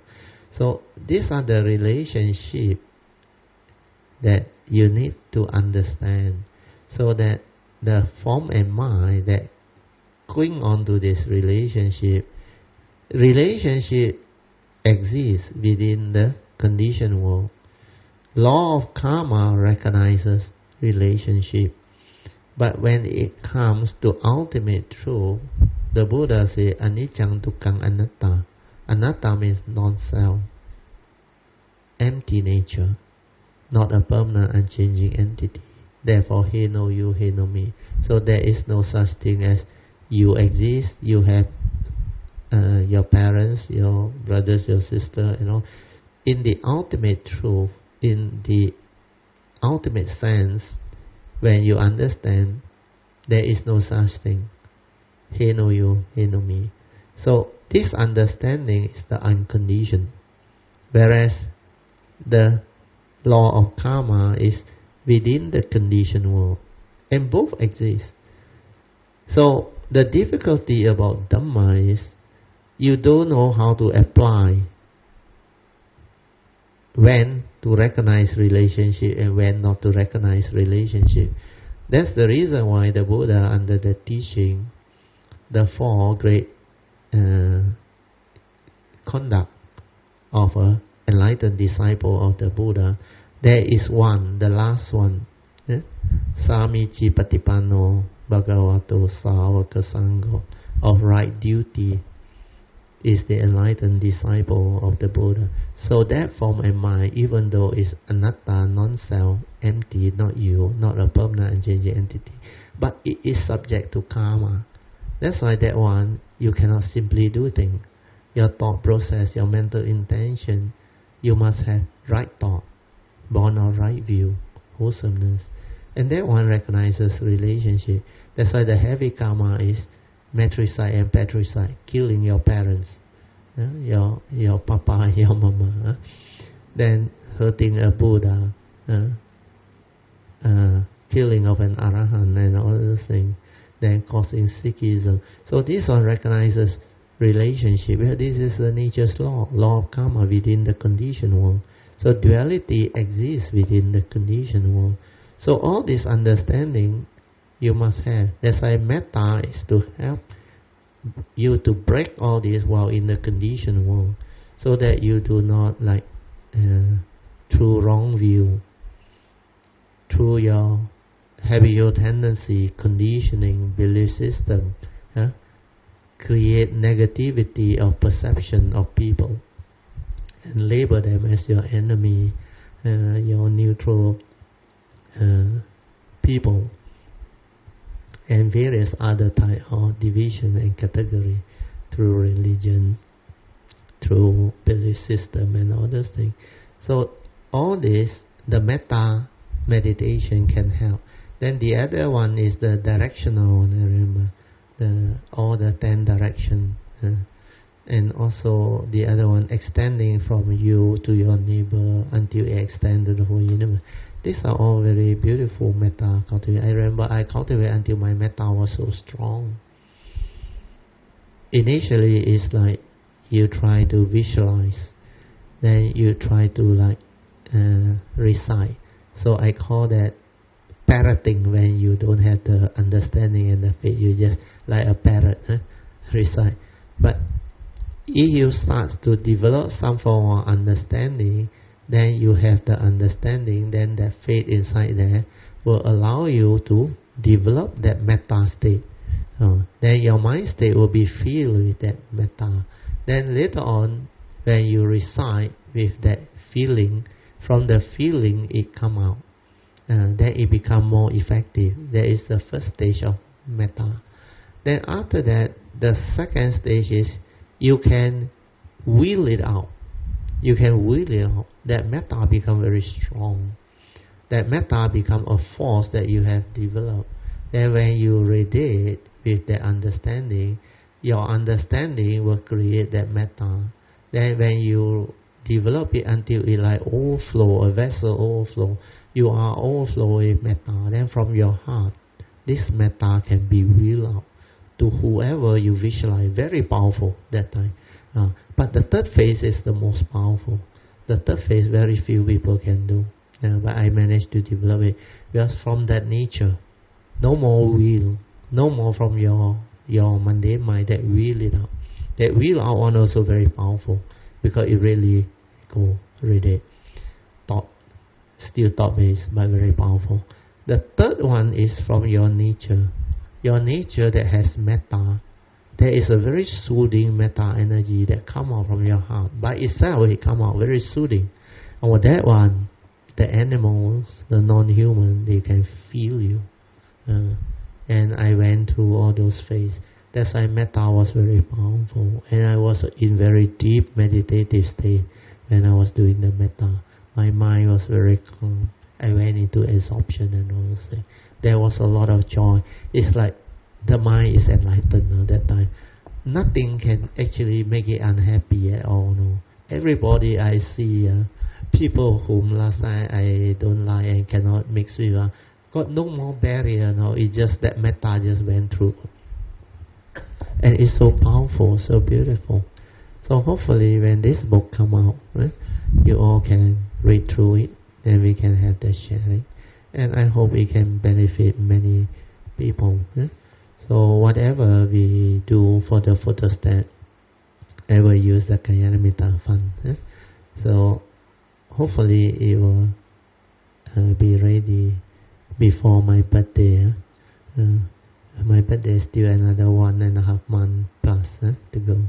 So before the end of October, so that we can have it shared with all Kalyanamitta. I hope Pamasari and Brother Teow can help us finalize it. The generation of the content, I think, is quite straightforward. I think the only thing is Brother Teo has to do the Pali. We need to. He has a program where he key in that word, then all the words with that format will change. So that one I don't know how to do. I need his assistant and maybe Pamasuri's assistant. Then once that one generated, the final copy, you can forward back to me. Then I will check through one more time. Then I will get Ingbi, my daughter, they all to help me to also proofread and do the spelling check for a final check before we put it officially on the website, share it. Then I will send for photostat. Photostat, I think I can get it out within 2 days or maximum 3 days. Yes, yeah. Pamasuri, maybe yes. I can ask if we need 100 copy. I can ask the price. Then we, if it is more or less the photostat price, maybe. No need the thick cover. You tell him just the normal color A5 size one.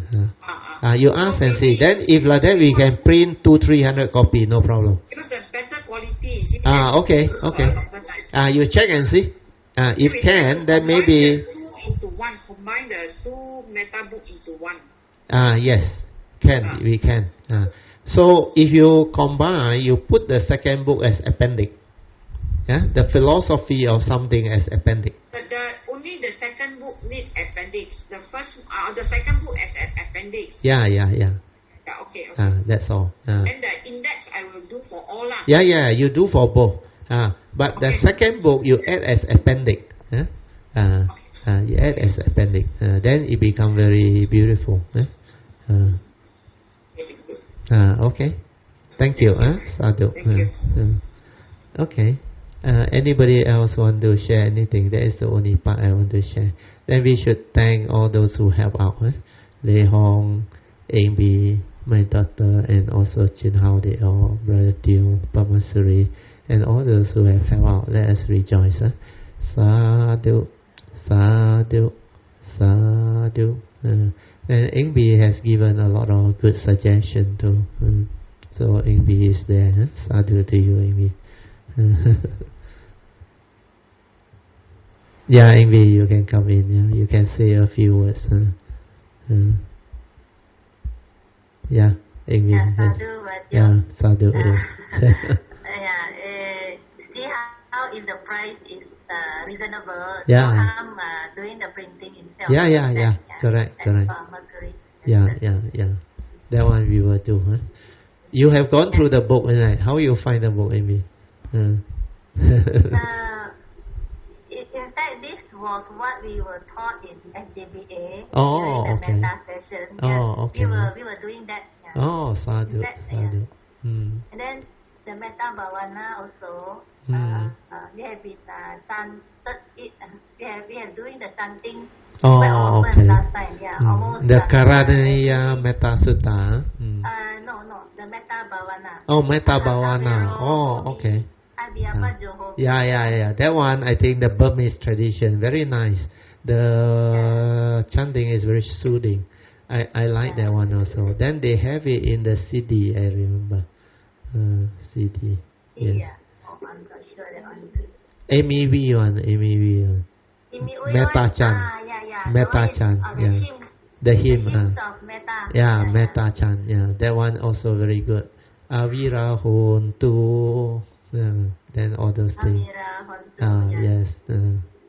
So all these 10 directions are inclusive inside the in the hymns. And very powerful, the 10 direction. Before I even reached the 5th direction, my metta was so strong.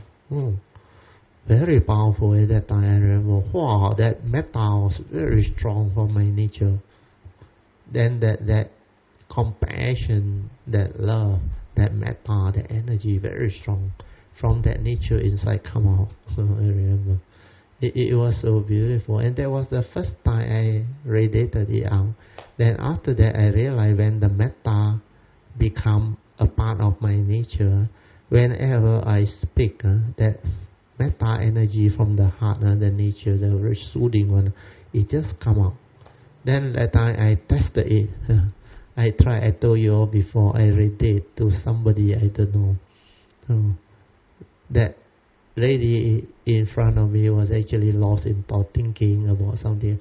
The moment I radiate, he suddenly, like something caught her. Then she started to look up at me.